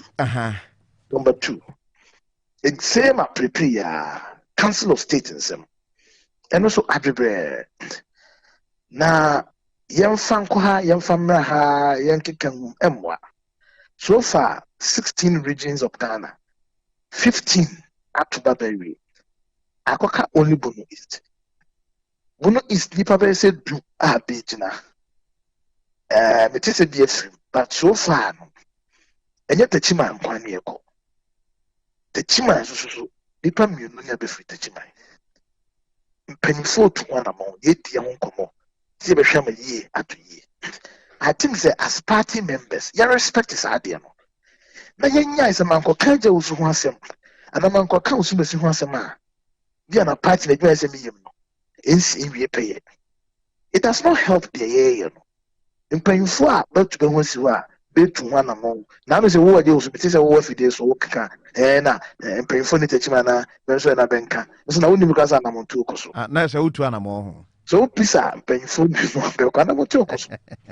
you're none paying for, me some mamma, buy at the bar, yet to whom to meet it. That's what I did quite high. Party for and I nipa benin the moa. Way nipa, say, people be 1 and 9 come up. Be quite cautious, say, every year better ye. No more the camp part rational, and I'm the cage now air brown up 8 in a 10 echo. How do you help the process? And what? And yet the penny saying can you be free to chimay. Anyone here come for sending a big quack from our goal. I don't see a penny to chimay and free to chimay and go baby. That one is a fact. It has to come to us. Now, so why would you want me I better say better chimay there? Now say you to an among be my side in the Timmy, but it's not a money you tree. It is high. Maybe I put material show wait now. Please. And yes, but they matter chima say young fanko. Yeah, quite got to swaba. It's as I say, got to swaba. Just see the kind see who you fed me fee. And sorry, I quite got to swaba. I'm a BNT me from uncle. Said my dear needy. It's your best. But Ben Nama to say that be out just a proof. When you ha, when you ha, and what? Okay. Now, say appointment bia or what? Ebeba so a mampanyini said the mrane hye no sa pepe penya matanjemensa cause na bekwa ko MC bia Debbie. In fact, my decide say last year na me panel members I interview by the MC. Afi ayoka me say me well, let me know even says afi me nation class beto sa from say meka ho bia, but I'm not part of it in any way. So far, me name the baby sample. Now who they want to be, DC or MC anywhere. And a committee no so ye na adwuma wi a untimi nkosesa bibia ma ne nye. Untimi nkosesa. David. In fact, regional party no. Region bia be submit a report first of all, president. But report to my president. Ono tansi ye ne hwehwemu ye ne investigation ye de so ye nyina. We are not the report number committee no. Say any power osumesi opente. Mensaka report on them. Say be the MC ya ye. Mpacho mo hwe mo mame. Mo assess you mo sampa osumesi bela wo de kojo ho kojo ofitachimai. Mo hunu no hene nakasa or the SO kita. We are send recommendation back to the president. In fact, our committee no need to because we be free. Say president be part 10 by yours to assess them, have a chat with them. Over to be no man akwanya man kanasem. Then you send the names back to the president. The president then decided into more times answer the dinu kwa come and penny no decide who the ope. But bia no per se onya some benefit of the doubt as to nipa me yini amame fani. Say not any temperament to say no before to saying another you're to saying now okay just maybe a second which of course the one order. The committee no kwa demu ye man penny order. And all the report because only decide is all partners on pay. Okay. We don't have the power to do anything. But that was then. This year I'm not even sure say we'll get into it because of the Astati Ekokokosi. That's right. I'm not part of it. Okay. But when you're part of it, you should have any power because near I say when I ultimately choose the anchor if you hire the Ama Bruniba. Then card number and you know Kwabe MC Yamae or bar. I just say I'm a bit in an application code. That will can be any media. No, am I for Kobe? Kabrunipa, Techima Bruni MC. Anyway, that's right. Yeah, but Anna said that's a part. Techima South MP no, or say MMDC's appointment no, or no pen baby agina. Timomani na wa. Mama kopeni na ni nuanom ni sister for ne maame for ne papa nom nti obi ekopa unua na papa ekopa dia now person be bias na wagina nchen no kom baby that's right dan say be say ne okota obi achi na okota obi achi na ye ba kwa na awokwa abefre no ofre na nyiyi nti won dey open baby agina pa because saden dey no kwasu ni nka kakra bi sen kan be ka se ne ama de kwan bia so ye do be konenka na ya ndie se ne omusi se de sika gender di na nke do akọ but on this same issue enra Radwombo Edu Kasai on Asempa FM but o kire but the former ya no more disappointed kakra say former MMDCs no omo hwe say party line no ene nke be boa ho mo because party no executives ne nkrofo na aye adwuma nti nkomunim how to handle them. But the Korea china so omo disappointed kakra sa afọ otumidie no enso so ko omo no yente ne kakra they are largely products of the party decision of the party but the yana say and I was part of it the last time say ye young kasa constituency chairman. I can tell you about 86 to 90% of MMDCs were party executives. Either chairman, organizer, woman organizer, former parliamentary candidate, and all that. So if we couldn't get it right, who do we appoint for us to get it right? A major concern. I have sat down to look at the details of all and their background, where they are coming from, and we were instrumental in making sure that conform my bro party. But sometimes power has a way of changing people. You understand? And meanwhile, the frontier, I've been like this over years. Power. Yaba Power, 2001. I was national officer. I'm the longest serving national officer of this party. 20 years plus. I'm at one national headquarters. And I bear dang power, and I bear dang. Now we are more baby kakra, DC, and now post kakra. Now, and on all of a sudden, we change junior executives in Kasa, only party for Baha, many party in Tinamua. We hear some of these things, and I think that is something that it eats me up. How would you correct that? It eats me up. 89.1. We are conducting some of these background search on the activities of party, executive, MPs relationship, and that will form the basis for determining who becomes MMDC.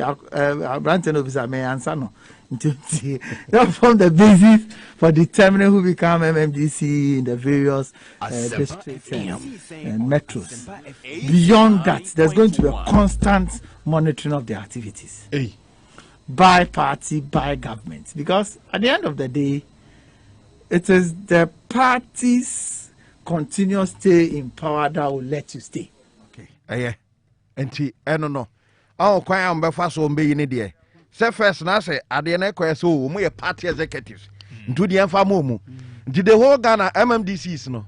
On your party chairman, no a secretary. On your secretary, no organizer. On your organizer, maybe your constituency youth organizer. San no. Yeah. Baby ka creaby and anya executives.